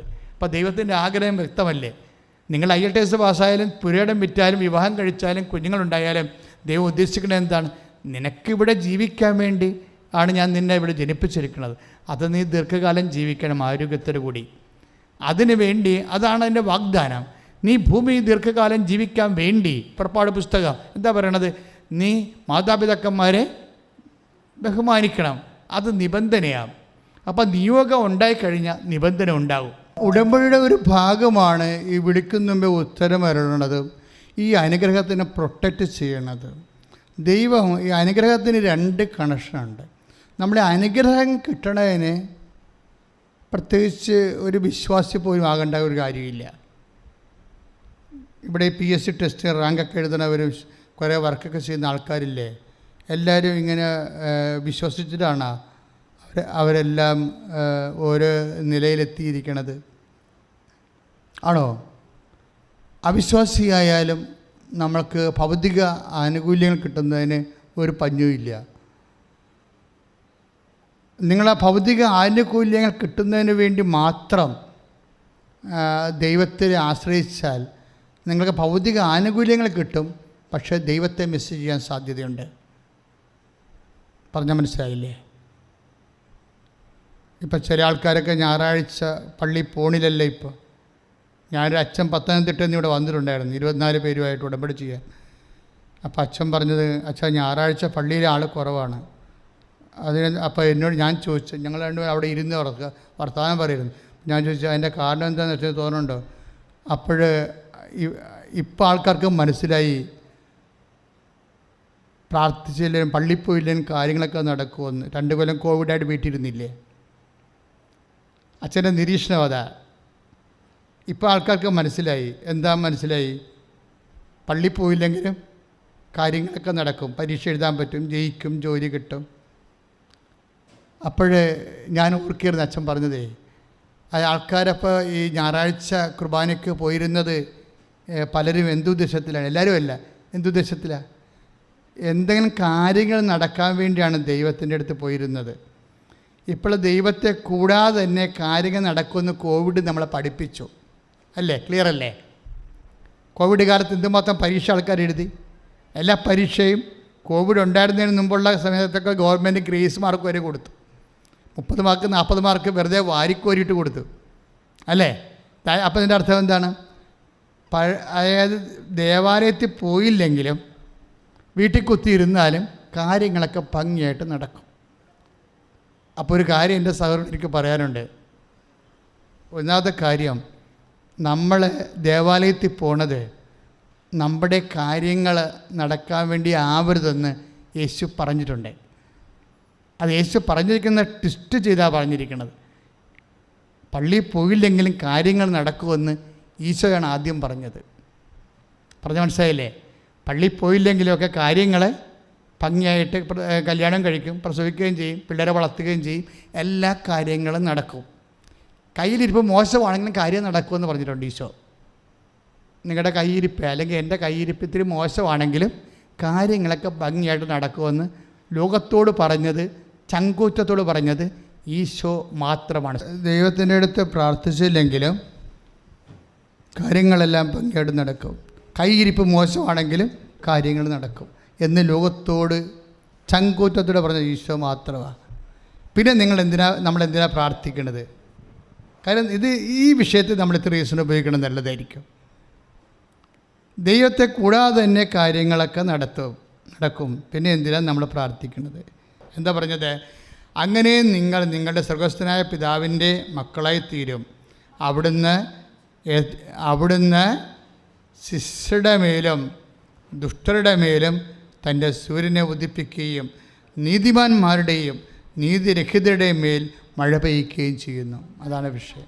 മത്തായിയുടെ സുവിശേഷമാണ് 5:45. അപ്പം നീതിമാനായാലും നീതിരഹിതനായാലും അവൻ്റെ മേൽ ദൈവം മഴ പെയ്യിക്കും. നീതിരഹിതനെ മാറ്റി നിർത്തിയിട്ട് നീ അങ്ങോട്ട് മാറ്, ഈ മഴ നീതിമാന് മാത്രം ഉള്ളതാണെന്ന് ദൈവം പറയത്തില്ല. നിങ്ങളിങ്ങോട്ട് മാറി, ഇത് പള്ളിയിൽ പോണവർക്ക് മാത്രമുള്ള അനുഗ്രഹമാണെന്ന് ദൈവം പറയത്തില്ല. ദൈവം എല്ലാവർക്കും വേണ്ടിയാണ്. അതാണ് എല്ലാം. ആ ഭൗതിക അനുഗ്രഹങ്ങളെ നമ്മൾ ലഭിക്കുന്നതിന് നമ്മളൊരു വിശ്വാസി പോലും ആവേണ്ട ആവശ്യമില്ല. പിന്നെ നമ്മൾ എന്തിനാണ് വിശ്വാസിയാകണത്? പിന്നെ നമ്മൾ എന്തിനാണ് ദൈവത്തിലെ ഓരോ വിഷയങ്ങൾക്ക് ആശ്രയിക്കണത്? ഇത് അനുഗ്രഹത്തിനല്ല. ശരിക്കും പറഞ്ഞാൽ അനുഗ്രഹം ഇതിൻ്റെ ഭാഗമാണ്. അനുഗ്രഹം ലഭിക്കുക തന്നെ ചെയ്യും പ്രാർത്ഥിക്കുമ്പോൾ. പക്ഷേ അനുഗ്രഹം ലഭിച്ചാൽ മാത്രം പോരാ. എന്താണ്? അനുഭവിക്കാനുള്ള യോഗ്യത. ഇതൊരു ഇത് ആൾക്കാരെ അത്ര കണ്ട് സീരിയസ് ആയിട്ട് ഫോക്കസ് ചെയ്യാത്തൊരു സബ്ജക്റ്റാണ്. എല്ലാവരും അനുഗ്രഹത്തെക്കുറിച്ചാണ് എപ്പോഴും ദൈവസന്നിധിയിൽ ആവലാതിപ്പെടുന്നത്. പക്ഷെ നമുക്ക് വേണ്ടത് അനുഗ്രഹം മാത്രമല്ല, പിന്നെന്താണ്? അനുഭവിക്കാനുള്ള യോഗ്യത. ഇപ്പോൾ മക്കളെ ഐസിന ഒന്ന് ശ്രദ്ധിച്ച മക്കളെ, അവർ ഭവനങ്ങൾ പണിത് വാസമുറപ്പിക്കും, മുന്തിരിത്തോട്ടങ്ങൾ വച്ചുപിടിപ്പിച്ച് അവയുടെ ഫലം ഭക്ഷിക്കും.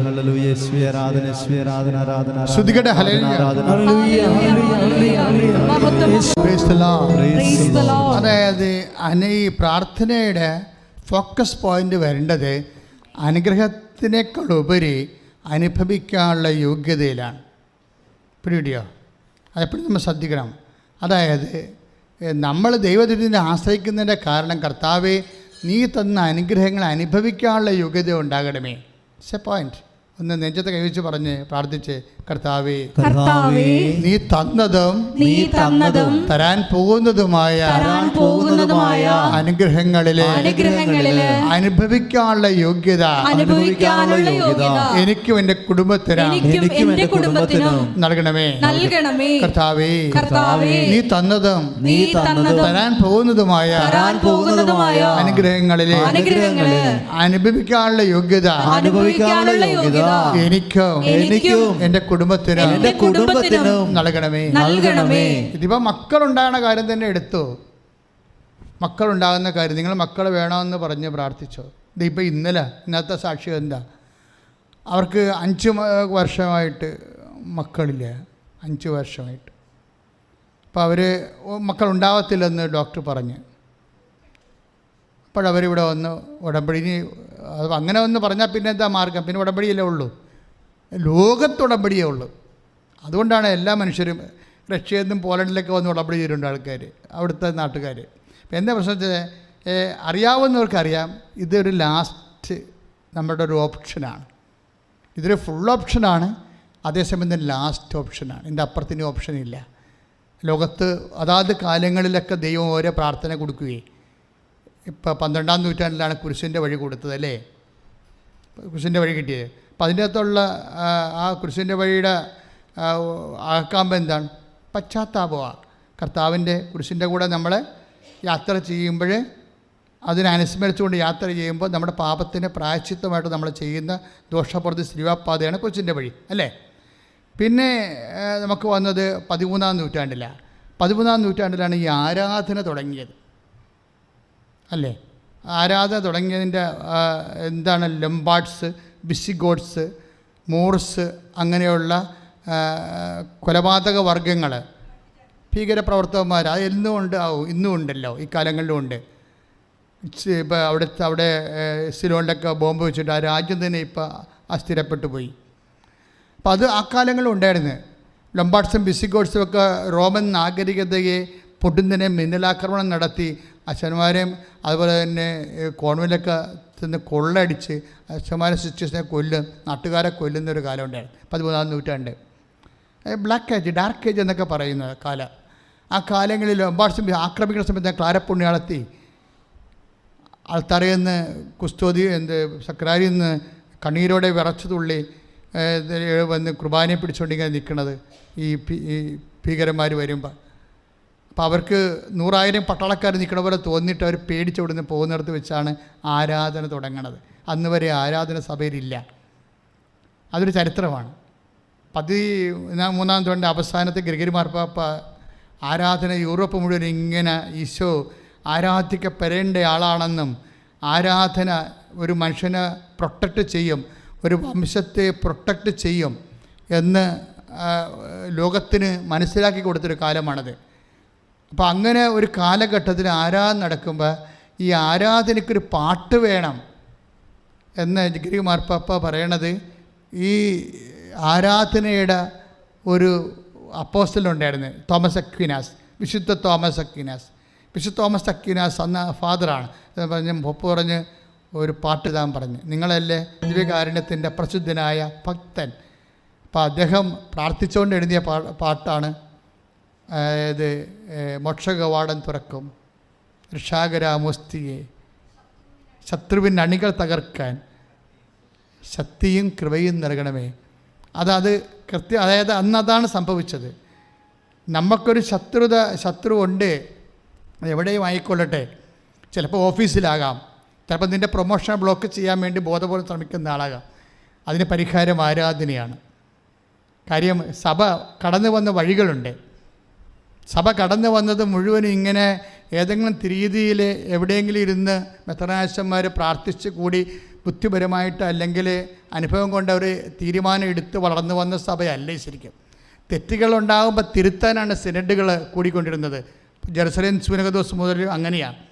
പക്ഷേ ദൈവം പ്രവർത്തിച്ചത് മുഴുവനും ഇതുപോലെയുള്ള ചെറിയ മനുഷ്യരിലൂടെയാണ്. ചെറിയ മനുഷ്യരെ ഒരു വിഷയം വരുമ്പോൾ ദൈവം അവരെ തോണ്ടും. ഇങ്ങനെ ചെയ്താൽ മതി. ക്ലാരപ്പുണ്യാളത്തോട് പറഞ്ഞു, ക്ലാരെ നീ എന്നെയും കുടിച്ചോട്, എന്തിന് അങ്കണത്തിൽ പോയി നിൽക്ക്, ബാക്കി എന്ത് വരണമെന്ന് നമുക്ക് അവിടെ വെച്ച് ചെയ്യാം എന്ന് പറഞ്ഞു. ഞാൻ നിങ്ങളുടെ കൂടെ ഉണ്ടാകുമെന്നല്ല ഈശോ പറഞ്ഞത്. അതിങ്ങനെ സക്രാരി പൂട്ടി ഇരിക്കാനല്ലല്ലോ, നമ്മളെ സംരക്ഷിക്കാൻ വേണ്ടി തന്നെയാണ്. അതുകൊണ്ടാണ് നമ്മളിവിടെ വന്നിട്ട് ഈ ആരാധന നടത്തുന്നത്. പ്രാർത്ഥിക്കുക, കർത്താവായ ദൈവമേ, എന്റെ ജീവിതത്തിലും സാമ്പത്തിക ജീവിതത്തിലും ശാരീരിക ജീവിതത്തിലും ഒത്തിരിയേറെ ശത്രുതയില് ഞാൻ വളയപ്പെട്ടിരിക്കുന്നു. എന്നെ ഭീഷണിപ്പെടുത്തുന്നവരുണ്ട്. ഗത്യന്തരമില്ലാതെ എനിക്ക് ജീവിക്കാൻ മേലാതെ ഞാനായിരിക്കുന്നു. കർത്താവേ, അങ്ങ് മോക്ഷകവാടം തുറന്ന് ശത്രുവിന്റെ അണികളെ ഈ നിമിഷം ഭേദിക്കണമേ, ഈ നിമിഷം ഭേദിക്കണമേ, പ്രതിരോധിക്കണമേ. ശ്രദ്ധിക്കട്ടെ. അപ്പോൾ 13-ാം നൂറ്റാണ്ടിലാണ് പരിശുദ്ധ കുർബാന ദൈവം നമുക്ക് ഇറക്കി തന്നത്. അത് പിന്നെ സഭയുടെ ജീവിതത്തിൻ്റെ, ആരാധന ജീവിതത്തിൻ്റെ ഭാഗമായി. പിന്നീട് 14-ാം നൂറ്റാണ്ടായി, 15-ാം നൂറ്റാണ്ടായി, 16-ാം നൂറ്റാണ്ടായപ്പോഴാണ് ജപമാല തന്നത്. ബാറ്റിൽ ഓഫ് ലെപ്പാൻഡോയിൽ വെച്ചാണ് ജപമാല. തുർക്കികൾ യൂറോപ്പിനെ വിഴുങ്ങണ ഒരു സമയം വന്നപ്പോൾ ലെപ്പാൻഡോ യുദ്ധത്തിൽ അവസാന തകർച്ചയുടെ സമയത്ത് ജനങ്ങൾ ജപമാല ചൊല്ലാൻ തുടങ്ങി. പോപ്പിൻ്റെ കൂടെയാണ്, പരിശുദ്ധ പിതാവിൻ്റെ കൂടെ. അപ്പോൾ തുർക്കികൾക്കെതിരെ കടലിൽ നടന്ന യുദ്ധത്തിൽ കാറ്റ് മറിഞ്ഞു വീശിയാണ് അന്ന് യൂറോപ്പ് വിശ്വാസത്തിൽ നിലനിന്നത്. യൂറോപ്പ് രക്ഷപ്പെട്ടത് പ്രാർത്ഥനയിലൂടെയാണ് രക്ഷപ്പെട്ടത്. അന്ന് മുതലാണ് ജപമാല സാർവജനീനമായി മാറിയത്. ഏതെങ്കിലും പ്രാർത്ഥനകൾ എടുത്തു കളയാനൊക്കെ സുഖമാണ് സഭാജീവിതത്തിൽ നിന്ന്. ഏതെങ്കിലും പ്രാർത്ഥനയൊക്കെ ബുദ്ധിയും ബോധവും ഒക്കെ കുറവുള്ളവർ, ദൈവികമായ ബുദ്ധി, ഞാൻ മാനുഷികമായ ബുദ്ധി കൂടുതലാണല്ല ഇന്ന് എല്ലാവർക്കും. ദൈവികമായ ബുദ്ധിയെക്കുറിച്ചാണ് ഞാൻ പറയണത്. അത് വിവേകമെന്ന് പറയും. ദൈവികമായ ബുദ്ധിയുടെ പേര് വിവേകമെന്നാണ്. വിവേകമുള്ളവർക്ക് വിവേചനമുണ്ടാവും. ആധ്യാത്മിക വിവേകമില്ലാത്തവർക്ക് വിവേചനം ഉണ്ടാകത്തില്ല. അവർ ചില പ്രാർത്ഥനയൊക്കെ ജീവിതത്തിൽ നിന്ന് ആവശ്യമില്ല ആണെന്ന് പറഞ്ഞ് എടുത്തു കളയും. പക്ഷേ എപ്പോഴും കെന്നഡി പറഞ്ഞൊരു വാക്കുണ്ട്. എന്താണ്? നിങ്ങളൊരു വേലി പൊളിക്കുമ്പോഴേ, എല്ലാ വേലികളും നിങ്ങൾക്ക് പൊളിക്കാം, പക്ഷേ ഒരു വേലി പൊളിക്കുമ്പോഴേ അതെന്തിനു വേണ്ടിയാണ് കെട്ടിയതെന്ന് ആദ്യം ഒന്ന് ചിന്തിക്കണം, നല്ലതായിരിക്കുമെന്ന്. ഇത് തന്നെ ജപമാലയെക്കുറിച്ച് എനിക്ക് പറയാനുള്ളത്. ചില ആൾക്കാർ ജപമാല ഉപേക്ഷിക്കുന്നുണ്ട്. പക്ഷേ ആ ജപമാല ഉപേക്ഷിക്കുന്ന മുമ്പ് ജപമാല എങ്ങനെ സഭയിലേക്ക് വന്നുവെന്ന്, ചരിത്രം എന്താണ് നമ്മളോട് പറയണമെന്ന് നമ്മളൊന്ന് ധ്യാനം ചെയ്യണം. ധ്യാനം ചെയ്യുക മാത്രമല്ല, ചിലപ്പോൾ ഒരു മേയാക്കുൾപ്പ പറയേണ്ടിയും വരും, എൻ്റെ പിഴ, എൻ്റെ വലിയ പിഴയെന്ന്. കാരണം ദൈവം തന്ന പ്രാർത്ഥനയാണിത്. നിക്കക്കള്ളിയില്ലാതെ വന്നപ്പോഴേ ഈ യുദ്ധത്തിൽ നമ്മൾ സാത്താനോട്, ലോകത്തോടുള്ള സഭയുടെ യുദ്ധത്തിൽ നമ്മൾ പരാജയപ്പെടുമെന്ന് തോന്നിയപ്പോൾ മാതാവ് ഇറങ്ങി വന്ന പ്രാർത്ഥനയാണ്. മാതാവ് ഇറങ്ങി വരുന്ന പ്രാർത്ഥനയാണ്. മാതാവിനെ കുടുംബത്തിലേക്ക് കൊണ്ടുവരാൻ വേണ്ടി, മാതാവിനെ കുടുംബത്തിന് മധ്യസ്ഥയാക്കാൻ വേണ്ടി, മാതൃകയാക്കാൻ വേണ്ടി ദൈവം നിശ്ചയിച്ച് നൽകിയ പ്രാർത്ഥനയാണ് രക്ഷാകര ചരിത്രങ്ങളുള്ള ജപമാല. പ്രാർത്ഥിക്കുക, കർത്താവായ ദൈവമേ, ഞങ്ങളുടെ കുടുംബത്തിലെ ജപമാല അലംഭാവത്തോടെ നഷ്ടപ്പെട്ടു പോയിട്ടുണ്ടെങ്കിൽ ഈ ആരാധനയോടുകൂടി ജപമാല ജീവിതത്തിന്റെ ഭാഗമാകുവാൻ അമ്മേ, പരിശുദ്ധമ്മേ, ദൈവമാതാവേ, ജപമാലയുടെ അമ്മേ, ഞങ്ങളെ അഭിഷേകം ചെയ്യണമേ. കുടുംബ പ്രാർത്ഥനകള് നഷ്ടപ്പെട്ടു പോയവരെ, വീണു പോയവരെ ഈ ആരാധനയിലൂടെ ഇപ്പോൾ പുനരുദ്ധരിക്കണമേ. അപ്പോൾ നമ്മൾ 16-ാം നൂറ്റാണ്ടിലാണ് ജപമാലയ്ക്ക് വന്നത്. ഇതും ദൈവം തന്നതാണ്. പ്രത്യേകമായൊരു കാലത്ത്, ഒരു വിശ്വാസി ഒരു പ്രതിസന്ധി അനുഭവിക്കുന്ന കാലത്ത് നൽകിയതാണ് ഈ പ്രാർത്ഥന. പിന്നീട് വന്നപ്പോൾ ഈ കാലങ്ങളിൽ തന്നെയാണ് 40 മണി ആരാധന ആരംഭിച്ചത്. അത് ഒരു 16, 17, 18 കാലങ്ങളിലാണ്, 18-ാം നൂറ്റാണ്ടിലാണ് നമ്മുടെ ഈ രാത്രി ആരാധന പോലെയുള്ള 40 മണി ആരാധന ആരംഭിച്ചത്. ഇറ്റലി ആരംഭിച്ചതാണ് 40 മണി ആരാധന 18-ാം നൂറ്റാണ്ടിലെ. അത് ആ കാലങ്ങളിൽ തന്നെ ചാവറയച്ചൻ അതിനുശേഷം കേരളത്തിൽ ആരംഭിച്ചു. അന്ന് ചാവറയച്ചൻ്റെ കാലമാണ്, 1832 കാലഘട്ടം, 40 കാലഘട്ടമല്ല. അപ്പോഴാണ് നമുക്ക് 40 മണി ആരാധന കേരളത്തിൽ ആരംഭിച്ചത്. ചാവറയച്ചനാണ് ആരംഭിച്ചത്. അത് ഇറ്റലിയിൽ നടന്ന ആരാധന, അതിൻ്റെ പകർപ്പാണ് നമ്മൾ ഇവിടെ എടുത്തത്. പക്ഷെ അത് വളരെ, അന്നത്തെ കാലത്ത് മനുഷ്യന്മാർ ആരാധന കൂടാൻ വേണ്ടി മാത്രം അന്നാനത്ത് പോരുന്നൊരു കാലം ഉണ്ടായിരുന്നു. കാര്യം അതൊരു വലിയ വിശ്വാസ മുന്നേറ്റത്തിൻ്റെ കാലമായിരുന്നു. പക്ഷേ ആരാധന ഈ 40 മണി ആരാധനയാണ് 18-ാം നൂറ്റാണ്ടിലെ കോൺട്രിബ്യൂഷൻ സഭയിൽ വന്ന പ്രാർത്ഥന എന്ന് പറയുന്നത്. അതിനുശേഷം 19 20 ഈ കാലങ്ങളിലെല്ലാം 20 ആയപ്പോഴാണ് 1967 കരിസ്മാറ്റിക് പ്രസ്ഥാനം ഉണ്ടായത്. അതിൻ്റെ കാത്തലിക് വേർഷൻ ഉണ്ടായത് ഒരു 70-ലാണ്, 1970-ലാണ് കാത്തലിക് വേർഷൻ ഉണ്ടായത്. നമ്മളിന്ന് കാണുന്ന പോട്ടപ്പോലുള്ള കൺവെൻഷൻസ് എല്ലാം കരിസ്മാറ്റിക് നവീകരണത്തിൻ്റെ കാത്തലിക് വേർഷൻസാണ്. ഇന്ന് ധ്യാനകേന്ദ്രങ്ങളെല്ലാം എല്ലാ ധ്യാനകേന്ദ്രങ്ങളും അതൊരു മുന്നേറ്റമാണ്. അത് 1967 മുതലുള്ള നവീകരണത്തിൻ്റെ ഭാഗമായിട്ട് വന്ന പുതിയ പ്രാർത്ഥനാ രീതിയാണ്.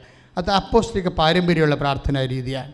അപ്പോൾ ഇങ്ങനെ ഓരോ കാലഘട്ടങ്ങളിലെ വന്ന് ഇന്ന് എന്താ ഞാൻ ഇത്രയും ചരിത്രം പറയാൻ കാരണമെന്ന്, ചരിത്രം ഞാൻ ചിന്തിച്ച് പറഞ്ഞതല്ല, ആലോചിച്ച് പറഞ്ഞതല്ല, പറഞ്ഞപ്പോഴിങ്ങനെ പറഞ്ഞു പോയതാണ്.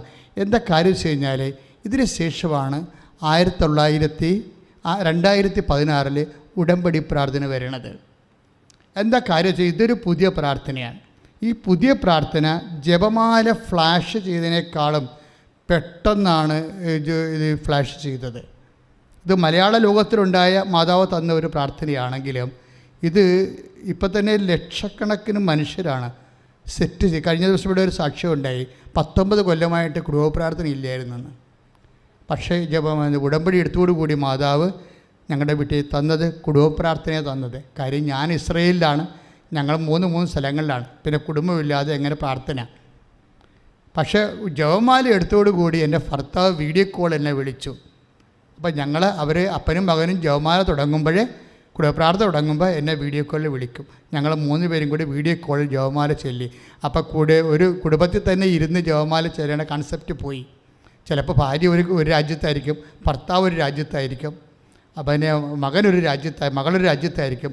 നിങ്ങൾ ഏത് രാജ്യത്തായാലും ഈ കാലങ്ങളിലെല്ലാം ഒരു കുടുംബത്തിൽ നിൽക്കണ പോലെയുള്ള അവസ്ഥയാണ് ഇന്നുള്ളത്. അപ്പം ലഭ്യമായ സംവിധാനങ്ങൾ ഉപയോഗിച്ചുകൊണ്ട് ദൈവത്തിന് വേണ്ടി ദൈവത്തിൻ്റെ അനുസ്മരിച്ചുകൊണ്ട് ജീവിക്കുന്ന കുടുംബങ്ങളായി അഭിഷേകം കിട്ടാൻ വേണ്ടി പ്രാർത്ഥിക്കാം. കർത്താവായ ദൈവമേ, ഞങ്ങൾ എവിടെയായിരുന്നാലും ഒരു കുടുംബമായിട്ട് കുടുംബ പ്രാർത്ഥനയിലൂടെ ദൈവത്തിൽ ഐക്യപ്പെട്ട് ജീവിക്കാൻ വേണ്ടി അഭിഷേകം ചെയ്യണമേ.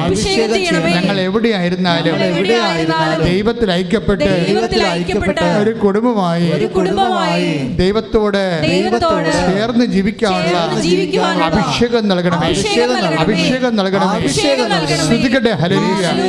പരിശുദ്ധ പരമ ദിവ്യകാരുണ്യത്തിന്. അപ്പോൾ ഇതിൻ്റെ ഒരു റേഞ്ച്, ഉടമ്പടി പ്രാർത്ഥനയുടെ റേഞ്ച് കണ്ടില്ലേ? എല്ലാ പ്രാർത്ഥനകളും നഷ്ടപ്പെടുമ്പോഴും നഷ്ടപ്പെട്ട എല്ലാ പ്രാർത്ഥനകളെയും ഉടമ്പടി തിരിച്ചു കൊണ്ടുവരും. അല്ലേ? നിങ്ങളിപ്പോൾ ആരാധന കൂടുകയാണ്, ഓൺലൈനുള്ളവരും ആരാധന കൂടുകയാണ്. ഒരു ഉടമ്പടി പ്രാർത്ഥന കൂടുന്നത് ഏറ്റവും ഒരാഴ്ച കൂടുന്നത് 1,20,000 പേരാണ്. ഒരാഴ്ച ഒരു ഉടമ്പടി പ്രാർത്ഥന കൂടുന്നത് 1,20,000 പേരാണ്. ഇവരെന്താ കൂടുന്നത്? ആരാധനയാണ് കൂടുന്നത്. ഇവരെന്താ ചെയ്യണത്? കുടുംബ പ്രാർത്ഥനയോട് ചേർന്നാണ് പ്രത്യക്ഷീകരണ പ്രാർത്ഥന ചെല്ലണത്, ഉടമ്പടി പ്രാർത്ഥന ചെല്ലണത്. അതായത് ജനത്തിൻ്റെ ജീവിതം ദൈവവുമായി സെറ്റ് ചെയ്തുകൊണ്ടിരിക്കുകയാണ്. ഇതുകൊണ്ടാണ് മഹാത്ഭുതങ്ങൾ നടക്കുന്നത്. ഒരു 6,000-ഓളം സാക്ഷ്യം എ ഗ്രേഡ് സാക്ഷ്യങ്ങളാണ്. ഒരു പക്ഷേ മറ്റൊരു പ്രാർത്ഥനയ്ക്കും ഇല്ലാത്ത അത്രയും സാക്ഷ്യങ്ങളാണ് ഉടമ്പടിക്കുള്ളത്. തന്നെയല്ല, കാറ്റഗോറിക്കൽ സാക്ഷ്യങ്ങൾ ഹെവി ഡ്യൂട്ടിയാണ് ചെയ്യണത്. ഹെവി ഡ്യൂട്ടി എന്ന് പറഞ്ഞു കഴിഞ്ഞാൽ അതായത് ദൈവവും മനുഷ്യനും കൂടി അടുത്തു കഴിഞ്ഞാൽ പെട്ടെന്ന് നടക്കുന്നത്, അതായത് നിങ്ങൾ പ്രാർത്ഥിക്കും മുമ്പേ ഞാൻ ഉത്തരം വരളുമെന്നാണ്. അത് പക്ഷേ അത് നടക്കണ എപ്പോഴും ഉടമ്പടിയിലാണ്. ദൈവത്തിൻ്റെ വാഗ്ദാനമാണത്. നിങ്ങൾ പ്രാർത്ഥിക്കും മുമ്പേ, ഇവിടുത്തെ സാക്ഷ്യങ്ങളെല്ലാം കേട്ടാൽ നമുക്ക് മനസ്സിലാവും അത്. അതായത് അതായത് ഉടമ്പടി എടുക്കാൻ തീരുമാനിച്ചപ്പോൾ തന്നെ സ്ഥലത്തിന് ആൾ വന്നെന്ന് പറയും. സാക്ഷ്യമാണത്. ഉടമ്പടി എടുക്കാൻ തീരുമാനിച്ചോളൂ. 10-30 കൊല്ലമായിട്ട് വിൽക്കാത്ത സ്ഥലമാണ്. അതിന് വേറെ മുന്നാധാരമില്ല, പല അവകാശികളുണ്ട്. വിൽക്കാൻ പോകുമ്പോൾ ഒരാൾക്കാർ ബ്ലോക്ക് ചെയ്യാൻ വരും.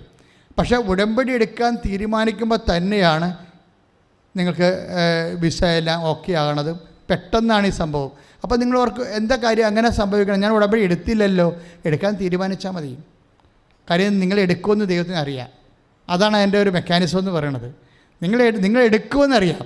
അങ്ങനെ എടുക്കുമെന്നും അത് വൃത്തിമേനയുമായിട്ട് ചെയ്യുമെന്നും ദൈവത്തിന് അറിയാവുന്നതുകൊണ്ട് അപ്പം തന്നെ എടുത്തതുപോലെയാണ് സംഭവം.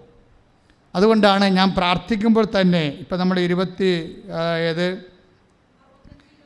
65-24 അതായത് വിളിക്കും മുമ്പേ ഞാൻ അവർക്ക് ഉത്തരമരുളും, പ്രാർത്ഥിച്ച് തീരും മുമ്പേ ഞാനത് കേൾക്കും. അതാണ് അത് ദൈവത്തിൻ്റെ വാഗ്ദാനത്തിലുള്ളതാണ്. നിങ്ങൾക്കറിയാം ഈ പ്രവാചകന്മാരെന്താ ചെയ്തതെന്ന് വെച്ച് കഴിഞ്ഞാൽ മോശത്തിന് കൊടുത്ത ഉടമ്പടി പാലിക്കുന്നുണ്ടോ, പാലിക്കുന്നില്ലെങ്കിൽ അവർ ശപിക്കും ദൈവത്തിൻ്റെ നാമത്തിൽ. അതിനാണ് പ്രവാചകന്മാർ. ഉടമ്പടിയിൽ ജനങ്ങളെ ഉറപ്പിച്ച് നിർത്താൻ വേണ്ടിയാണ് ദൈവം ന്യായാധിപന്മാരെയും പ്രവാചകന്മാരെയും വിട്ടത്. അത് മോശയ്ക്ക് ഉടമ്പടിയാണ്, മോശയുടെ ഉടമ്പടിയാണ്. ആ ഉടമ്പടിയിൽ ജനം നിൽക്കുന്നുണ്ടോ, അത് ജനങ്ങൾ വഴി കാല് തെറ്റി പോകാതിരിക്കാൻ വേണ്ടിയാണ് പ്രവാചകന്മാർ. എന്നിട്ട് ഉടമ്പടിയുടെ ഫീച്ചേഴ്സാണ് പറയണത്. എന്താ പറയണത്? ഉടമ്പടി പ്രകാരം ദൈവത്തിൻ്റെ വാഗ്ദാനമാണത്. എന്താണ്? ഐസയാ 65-24 ഒന്ന് പറഞ്ഞ്, വിളിക്കും മുമ്പേ ഞാൻ അവർക്ക് ഉത്തരമരുളും, പ്രാർത്ഥിച്ചു തീരും മുമ്പേ ഞാനത് കേൾക്കും. ആ പ്രാർത്ഥിച്ചു തീരും മുമ്പേ എങ്ങനെ കേൾക്കണത്? അതാണ് വിഷയം. അപ്പം നിങ്ങൾ പ്രാർത്ഥിക്കാൻ പോകുന്ന കാര്യങ്ങൾ ദൈവം മനസ്സിലാക്കും. ഇന്ന കാര്യമാണ് പ്രാർത്ഥിക്കാൻ പോകുന്നത്.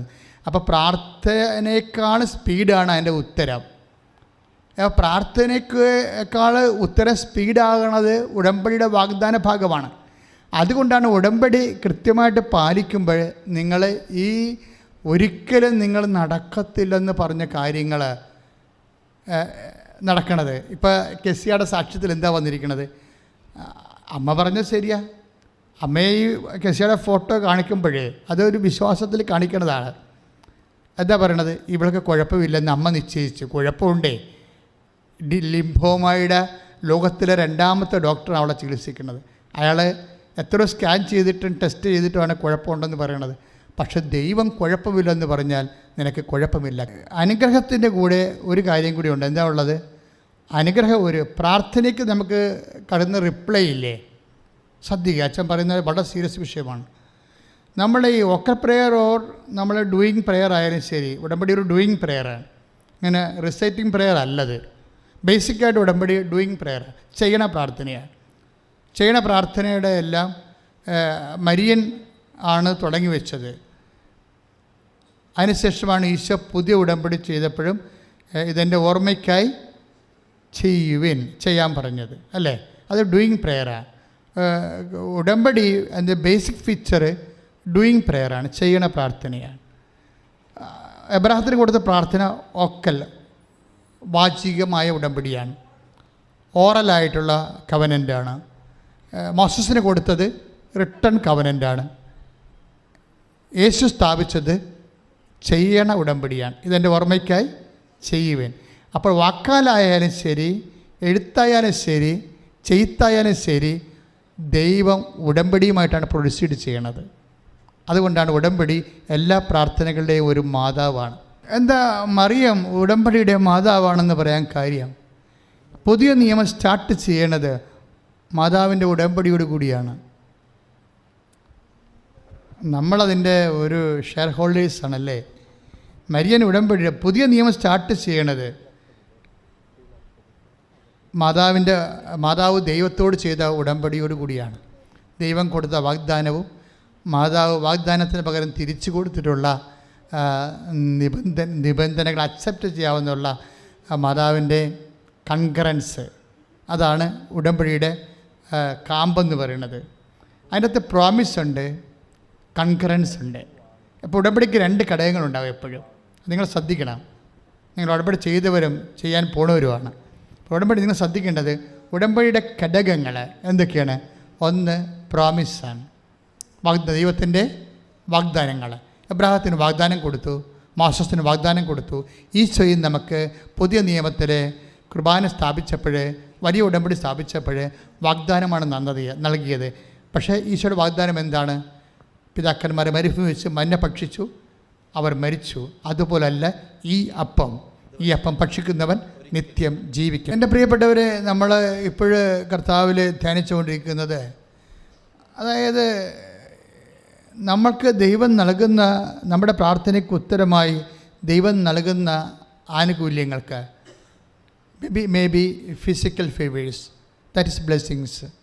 ബ്ലെസ്സിങ് എന്നാണ് നമുക്ക് ദൈവം തരുന്നത്, അല്ലേ? ഈ ബ്ലെസ്സിങ്സിന് ബേസിക്കായിട്ട് ബ്ലെസ്സിങ്സ് എന്താ? ഫിസിക്കൽ ഫേവേഴ്സാണത്. പക്ഷേ ഇറ്റേണൽ ഫേവേഴ്സും ഉണ്ട് അതിൻ്റെ കൂടെ. ഈ കുർബാനയുടെയൊക്കെ ഫേവർ എന്ന് പറയണത് എന്താണ്? പിതാക്കന്മാർ മരുഭൂമി വെച്ച് മന്ന ഭക്ഷിച്ചു, അവർ മരിച്ചു. അതുപോലെ ഈ അപ്പം ഭക്ഷിക്കുന്ന നിത്യം ജീവിക്കും. ലോകത്തിൻ്റെ ജീവന് വേണ്ടി ഞാൻ നൽകുന്ന അപ്പം എൻ്റെ ശരീരം തന്നെയാണ്. എൻ്റെ ശരീരം ഭക്ഷിക്കുന്ന എന്നിലും ഞാൻ അവനിലും വസിക്കുന്നു. സജീവനായ പിതാവാണ് എന്നെ അയച്ചത്. അതുപോലെ എന്നെ ഭക്ഷിക്കുന്ന ഞാൻ മൂലം ജീവിക്കും. പരിശുദ്ധ കുർബാന സ്ഥാപിച്ചതിൻ്റെ ഉദ്ദേശം എന്താണ്? നിത്യം ജീവിക്കാൻ വേണ്ടി. എന്നെ ഭക്ഷിക്കുന്ന ഞാൻ മൂലം, ഒന്ന് പറഞ്ഞേ, എന്നെ ഭക്ഷിക്കുന്നവൻ ഞാൻ മൂലം ജീവിക്കും. അപ്പം നിത്യമായി ജീവിക്കാൻ വേണ്ടിയാണ് പരിശുദ്ധ കുർബാന സ്ഥാപിക്കപ്പെട്ടിരിക്കുന്നത്. മനസ്സിലായല്ലോ? അത് ഉടമ്പടി ചെയ്യുന്നതിലൂടെയാണ്, അല്ലാതെ ഓൺലൈനിൽ കുർബാന പടം കാണുന്നതിലൂടെയല്ല. ഞങ്ങൾ പടമെല്ലാം അവസാനിപ്പിച്ചു. കോവിഡിൻ്റെ ഒരു പ്രത്യേക സാഹചര്യത്തിൽ പള്ളി പൂട്ടിപ്പോയപ്പോഴാണ് ഓൺലൈനിൽ കുർബാന വെച്ചത്. ഇപ്പോൾ ഞങ്ങളത് അവസാനിപ്പിക്കുക. എന്താ കാര്യം? കിടപ്പ് രോഗികളെ ഉദ്ദേശിക്കുന്നുള്ളൂ. അതിൻ്റെ അകത്ത് നിങ്ങളാരെയും ഉദ്ദേശിക്കണമെന്നില്ല. ആരോഗ്യമായിട്ട് 2 കാല് നിറച്ച് പള്ളിയിൽ പോകാൻ കഴിയുന്നവരെ, കർത്താവിൻ്റെ കുർബാന ബലിപീഠത്തിൽ എത്തിച്ചേരാൻ പറ്റുന്നവരെ ആരെയും ഓൺലൈനിൽ പ്രതീക്ഷിക്കുന്നില്ല. കിടന്നുപോയ ആൾക്കാരില്ലേ, അവർ ജീവിതകാലം മുഴുവനും കർത്താവിൻ്റെ എന്ന് പറഞ്ഞ് ജീവിച്ച ആൾക്കാരുണ്ട്. കർത്താവേ എന്നും പറഞ്ഞ് ജീവിച്ചവരുണ്ട്. ജീവിച്ചിരിക്കണമെങ്കിൽ എനിക്ക് കർത്താവിൻ്റെ അടുത്ത് പോകണം, കുർബാന അർപ്പിക്കണമെന്ന് പറഞ്ഞ് ജീവിച്ച ആൾക്കാരുണ്ട്. അവരിന്ന് കിടപ്പ് രോഗികളാണ്. ആ കർത്താവിൻ്റെ അടുത്തേക്ക് പോകാനുള്ള കാലമാകുമ്പോൾ കർത്താവിനെ കാണാൻ വേണ്ടിയാണ് TV കുർബാന വെച്ചിരിക്കുന്നത്, അല്ലാതെ ആരോഗ്യന്മാർക്കല്ല. രോഗികൾക്കാണ് TV കുർബാന കൊണ്ട് ആവശ്യം. അപ്പം നിങ്ങൾ TV കുർബാനയുടെ ഓൺലൈൻ കുർബാനയുടെ കാലം കഴിഞ്ഞു. നിങ്ങൾ കർത്താവിൻ്റെ ആലയത്തിൽ പോയി തന്നെ അവൻ്റെ ഓർമ്മയ്ക്കായി കാണുവിനെന്നാണ് ഈശോ പറഞ്ഞത്. ഇതെൻ്റെ ഓർമ്മയ്ക്കായി കാണുവിൻ എന്ന് പറഞ്ഞ ഈശോ ഇല്ല, ഇതെൻ്റെ ഓർമ്മയ്ക്കായി ചെയ്യുവിൻ. ചെയ്യണമെങ്കിൽ അഭിഷിക്തം വേണം, ദേവാലയം വേണം, ബലിപീഠം വേണം, സഭയുടെ കൂട്ടായ്മ വേണം. അപ്പോൾ എല്ലാ പരിപാടികളും ക്യാൻസൽ ചെയ്തിരിക്കുകയാണ്. എന്താണ്? ഓൺലൈനായിട്ടുള്ള കുർബാനയോട് ബന്ധപ്പെട്ട എല്ലാ വിഷയവും അവസാനിപ്പിച്ചിരിക്കുകയാണ്. എല്ലാ വിശ്വാസികളും, ഇത് കേൾക്കുന്ന എല്ലാവരും ഇനി കുർബാന ദേവാലയത്തിൽ പോയി കൂടണം, മുടങ്ങരുത്. അത് കർത്താവുമായിട്ടുള്ള ആത്മബന്ധം നമ്മൾ പുതുക്കുകയാണ്. എന്താ കാര്യം? നിത്യമായി അവൻ്റെ കൂടെ ജീവിക്കാനുള്ളവരാണ്. നമ്മളിൽ പരിശുദ്ധാത്മ പറഞ്ഞത് എന്താണ്? പുതിയ നിയമത്തിലെ ഉടമ്പടിയുടെ അമ്മയെന്ന് പറയുന്നത് പരിശുദ്ധ അമ്മയാണ്, ഉടമ്പടിയുടെ മാതാവ്. എന്താ കാര്യം? ഈശോയെപ്പോലും നമുക്ക് കിട്ടുന്നത് അമ്മ ഉടമ്പടി ചെയ്തിട്ടാണ്. You got the point. ഈ ലോകത്ത് ഒരു മനുഷ്യന് കിട്ടാവുന്ന ഏറ്റവും വലിയ ദാനം എന്താണ്? Jesus Christ. കൈയിടിച്ച് കർത്താവ് നിങ്ങൾ ആരാധിക്കുമ്പോൾ ആസ്വദിച്ചങ്ങ് ആരാധിക്കണം. ജീവിക്കണ ദൈവം. കാര്യം കൃപാസനത്തിൽ ആരാധന അമ്മ ജീവനോടെ പ്രത്യക്ഷപ്പെട്ട ഇടത്താണ് നിൽക്കണം നമ്മളല്ലേ. കർത്താവ് ഇതുപോലെ അന്നും ഈശോ സാന്നിധ്യം നൽകുന്ന സമയത്താണ് അമ്മ പ്രത്യക്ഷപ്പെട്ടത്. അതിൻ്റെ ഭാഗമായിട്ട് നമുക്ക് കിട്ടിയ ആനുകൂല്യമാണ് ഉടമ്പടി പ്രാർത്ഥന എന്ന് പറയുന്നത്. പിന്നെ ഉടമ്പടി പറഞ്ഞു വരുമ്പോഴേ അമ്മ അതിൻ്റെ ഓരോ ദിവസവും പുതിയ കാര്യങ്ങളാണ് പറയണത്. ഇപ്പം എന്താ പറയണത്?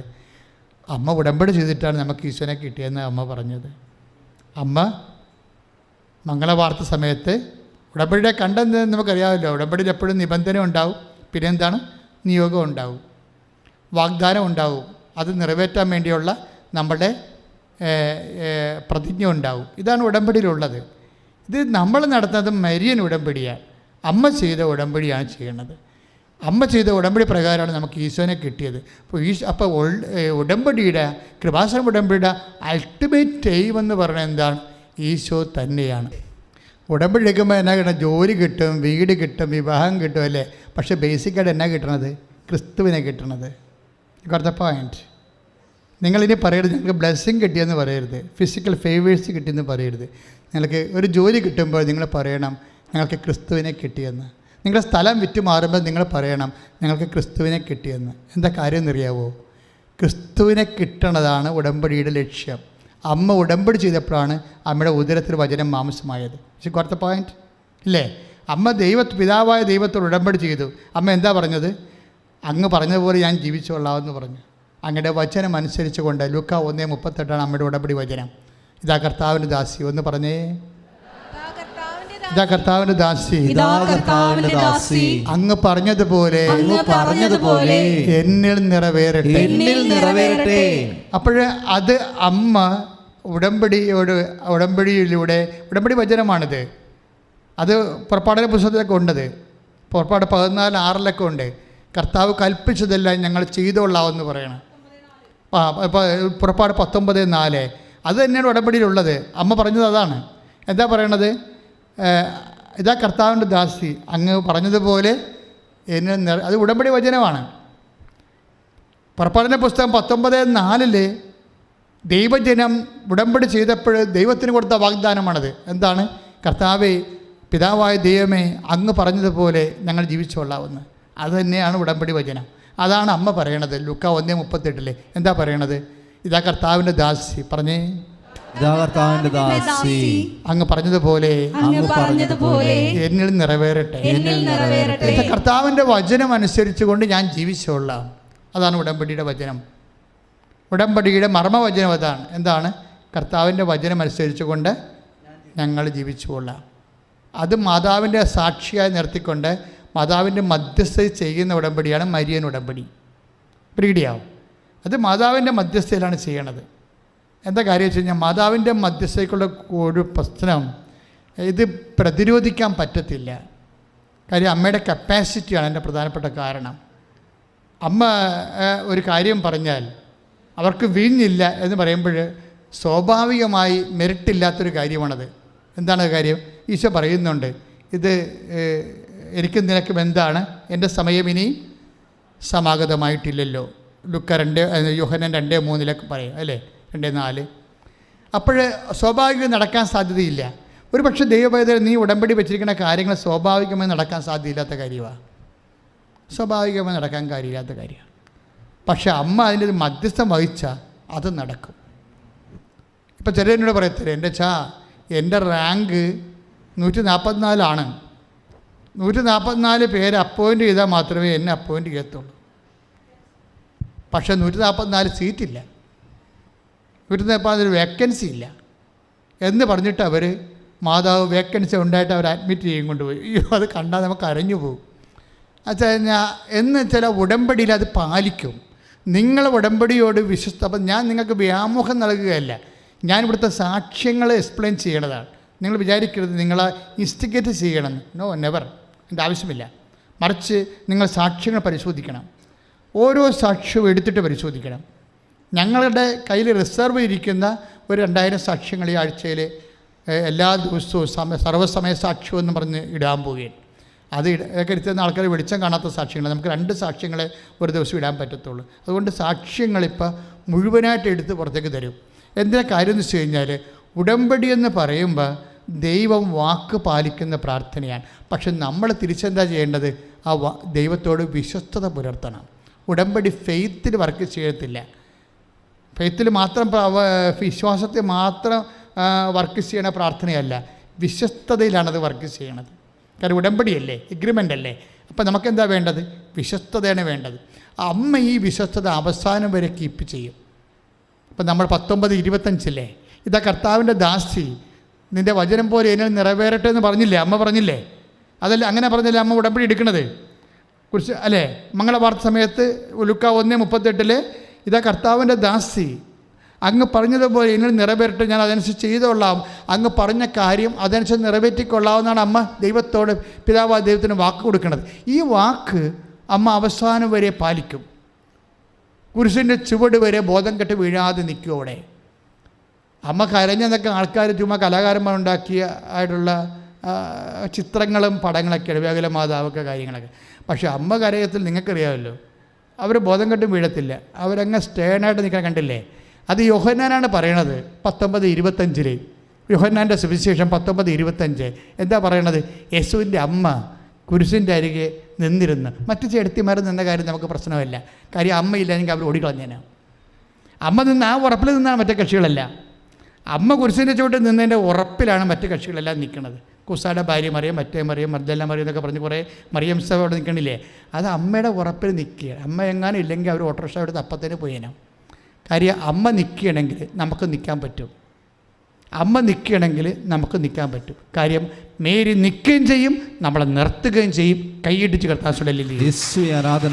രോഗമുള്ളവർ രോഗമുള്ളിടത്തെല്ലാം കൈകൾ വെച്ചുകൊണ്ട് പ്രാർത്ഥിക്കട്ടെ. രോഗമുള്ളവർ രോഗമുള്ളിടത്ത് കൈ വെച്ച് പ്രാർത്ഥിക്കണം. അതുപോലെ തന്നെ പലതരത്തിലുള്ള വിഷയങ്ങളില്ലേ, വസ്തു വിൽപ്പന, കടങ്ങൾ, അവരൊക്കെ കൈ ഉയർത്തി പ്രാർത്ഥിക്കണം.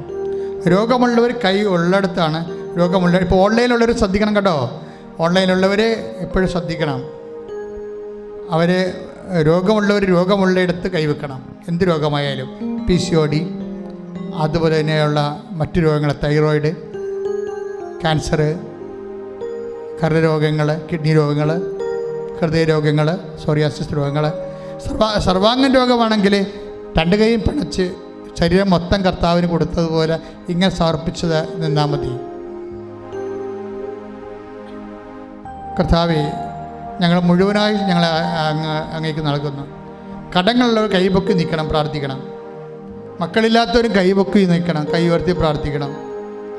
ജോലിയില്ലാത്തവർ, ടെസ്റ്റ് എഴുതുന്നവർ, പരീക്ഷ എഴുതുന്നവർ, പോയി കഴിഞ്ഞവരെ, റിസൾട്ട് പ്രതീക്ഷിക്കുന്നവരെ കൈപൊക്കി പ്രാർത്ഥിക്കണം.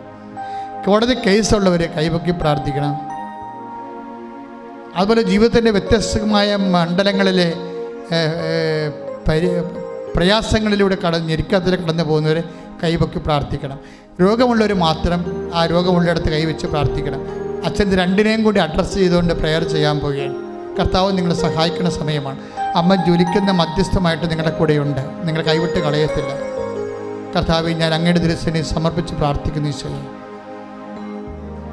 ഞാൻ അങ്ങയുടെ തിരുസേനയെ സമർപ്പിച്ച് പ്രാർത്ഥിച്ചു. രോഗമുള്ളവരെല്ലാം അങ്ങ് സ്പർശിക്കണം. അവിടെ കൈകളുടെ പകരം അങ്ങയുടെ കൈകൾ വെക്കണമെന്ന് പ്രാർത്ഥിക്കുന്നു. അവിടെ കൈകൾക്ക് പകരം അങ്ങയുടെ കൈകൾ വെക്കണമെന്ന് പ്രാർത്ഥിക്കുന്നു. കർത്താവെ, അങ്ങയുടെ കൈകൾ വെക്കണമെന്ന് പ്രാർത്ഥിക്കുന്നു. അങ്ങയുടെ തിരുമുറുവാർന്ന വലതുകരം വെക്കണമെന്ന് പ്രാർത്ഥിക്കുന്നു. രോഗമുള്ളിടത്ത് കർത്താവെ, അങ്ങയുടെ തിരുമുറുവാർന്ന വലതുകരം വെക്കണമെന്ന് പ്രാർത്ഥിക്കുന്നു. കർത്താവെ, ആണിപ്പെടുത്താർന്ന അത്ഭുതകരം വെക്കണമെന്ന് പ്രാർത്ഥിക്കുന്നു. കർത്താവെ, മാരക രോഗങ്ങൾ, തീരാവ്യാധികൾ ഇപ്പോഴേ ഉള്ളംകാലം മുതൽ ഉച്ചവരെ യേശു ക്രിസ്തുവിൻ്റെ വിശുദ്ധ രക്തത്താൽ കഴുകപ്പെടേണ്ട മാരക രോഗങ്ങൾ യേശു നാമത്തിൽ മാറിപ്പോകട്ടെ. ശ്രദ്ധിക്കട്ടെ, ശ്രദ്ധിക്കട്ടെ.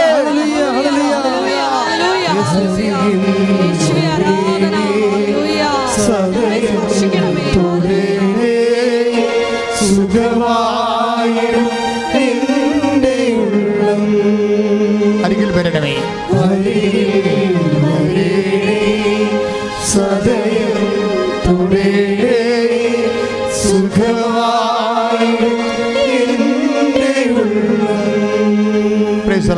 വീടില്ലാത്തവരെ കൈ ഉയർത്തി പ്രാർത്ഥിക്കണം.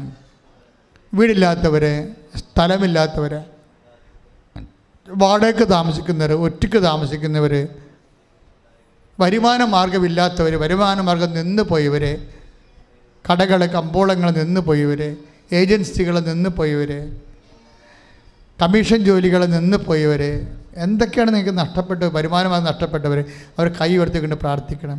ബാങ്കിൽ അടക്കാനുള്ളവർ, ജപ്തി അവിടെ വന്നിരിക്കുന്നവർ, നിങ്ങൾ ലോൺ എടുക്കാൻ വേണ്ടി പരിശ്രമിച്ചിട്ട് നടക്കാത്തവരൊക്കെ കൈ ഉയർത്തിയാണ് പ്രാർത്ഥിക്കേണ്ടത്. ഇപ്പോഴേ കോടതി കേസുള്ളവർ, മറ്റുള്ളവരുടെ കേസ് കൊടുത്തിരിക്കുന്നവർ, നിങ്ങൾ കൊടുത്തിരിക്കുന്ന കേസിന് സമാധാനം കിട്ടാത്തവർ കൈ ഉയർത്തി പ്രാർത്ഥിക്കണം. മക്കളെ ഓർത്ത് വേദനിക്കുന്നവർ, അവിടെ തെറ്റായ പ്രണയബന്ധങ്ങൾ അകപ്പെട്ടിരിക്കുന്നവർ, മക്കളില്ലാത്തവർ കൈ ഉയർത്തി പ്രാർത്ഥിക്കണം. മക്കളുടെ കല്യാണം ഒക്കാത്തവർ കൈ ഉയർത്തി പ്രാർത്ഥിക്കണം. അതുപോലെ തന്നെ സ്ഥലമില്ലാത്തവർ, വഴിയില്ലാത്തവർ, വെളിച്ചം കിട്ടാത്തവർ, പല തർക്കങ്ങളിലും എല്ലാം തർക്കപ്പുരയിടങ്ങളിൽ താമസിക്കുന്നവർ, എപ്പോഴും അതിനുള്ള വേലി പോലും കെട്ടാൻ പറ്റാത്തവർ, ഭാഗവിടപടി നടക്കാത്തവർ, വീട് മാറി താമസിക്കാൻ പറ്റാത്തവർ, വീട് വെക്കാൻ പറ്റാതെ ഉറഞ്ഞു കിടക്കുന്നവർ, ഇവിടുന്ന് ഒന്നും കിട്ടാൻ നിർവാഹമില്ലാത്തവർ കൈ ഉയർത്തിക്കൊണ്ട് പ്രാർത്ഥിക്കണം. മക്കളെ ഓർത്ത് വിഷമിക്കുന്നവർ, മക്കളുടെ വിദ്യാഭ്യാസം, മക്കളുടെ ജോലി, വിദേശ ജോലിക്ക് വേണ്ടി ശ്രമിക്കുന്നവർ, വിസാര ഇൻ്റർവ്യൂവിന് വേണ്ടി വിളിക്കപ്പെട്ടിരിക്കുന്നവർ, പ്രൊഫഷണൽ എക്സാമിന് വേണ്ടി ശ്രമിക്കുന്നവർ, മത്സര പരീക്ഷകൾ, യോഗ്യതാ പരീക്ഷകൾ, എല്ലാവരും കൈയുയർത്തി പ്രാർത്ഥിക്കട്ടെ. കൃപാസന ആൾക്കാരെ ജീവനോടെ ഇരിക്കുന്ന പരിശുദ്ധ കുർബാനയുടെ അടിയിൽ പ്രത്യക്ഷപ്പെട്ട ഈശോയുടെ മുന്നിൽ പരിശുദ്ധ അമ്മയുടെ മധ്യത്തിൽ ഞാൻ നിന്ന് പ്രാർത്ഥിക്കുമ്പോൾ അമ്മേ ലോകമേ ഇപ്പോഴേ കർത്താവിൻ്റെ നാമം മഹത്വപ്പെടാൻ ഇടയാക്കണമേ. സ്തുതിക്കട്ടെ സ്തുതിക്കട്ടെ. ഹല്ലേലൂയ ഹല്ലേലൂയ ഹല്ലേലൂയ ഹല്ലേലൂയ എൻ്റെ കർത്താവിൻ്റെ ഉന്നതമായ നാമം. ഹല്ലേലൂയ ഹല്ലേലൂയ ഹല്ലേലൂയ ഹല്ലേലൂയ എൻ്റെ കർത്താവിൻ്റെ ഉന്നതമായ നാമം. എല്ലാ ജീവിത ദുരിതങ്ങളും തടസ്സങ്ങളാണ്. എല്ലാ ജീവിത ദുരിതങ്ങളും തടസ്സങ്ങളാണ്. യേശുവിന്റെ നാമത്തിൽ മാറ്റി ശ്രുതികട്ടെ ശ്രുതികട്ടെ ശ്രുതികട്ടെ.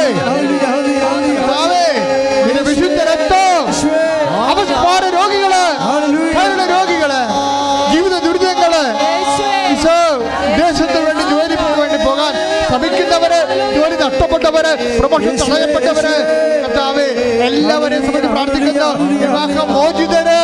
വിവാഹമോചനത്തിന് വേണ്ടി വേദനത്തിന്റെ അവസ്ഥയിൽ വേദനിക്കുന്നവരെ എല്ലാവരെയും കർത്താവേ ഈ പരിശുദ്ധാമ്മയുടെ മധ്യസ്ഥത്തില് ഈശോയ്ക്ക് സമർപ്പിക്കുന്നു.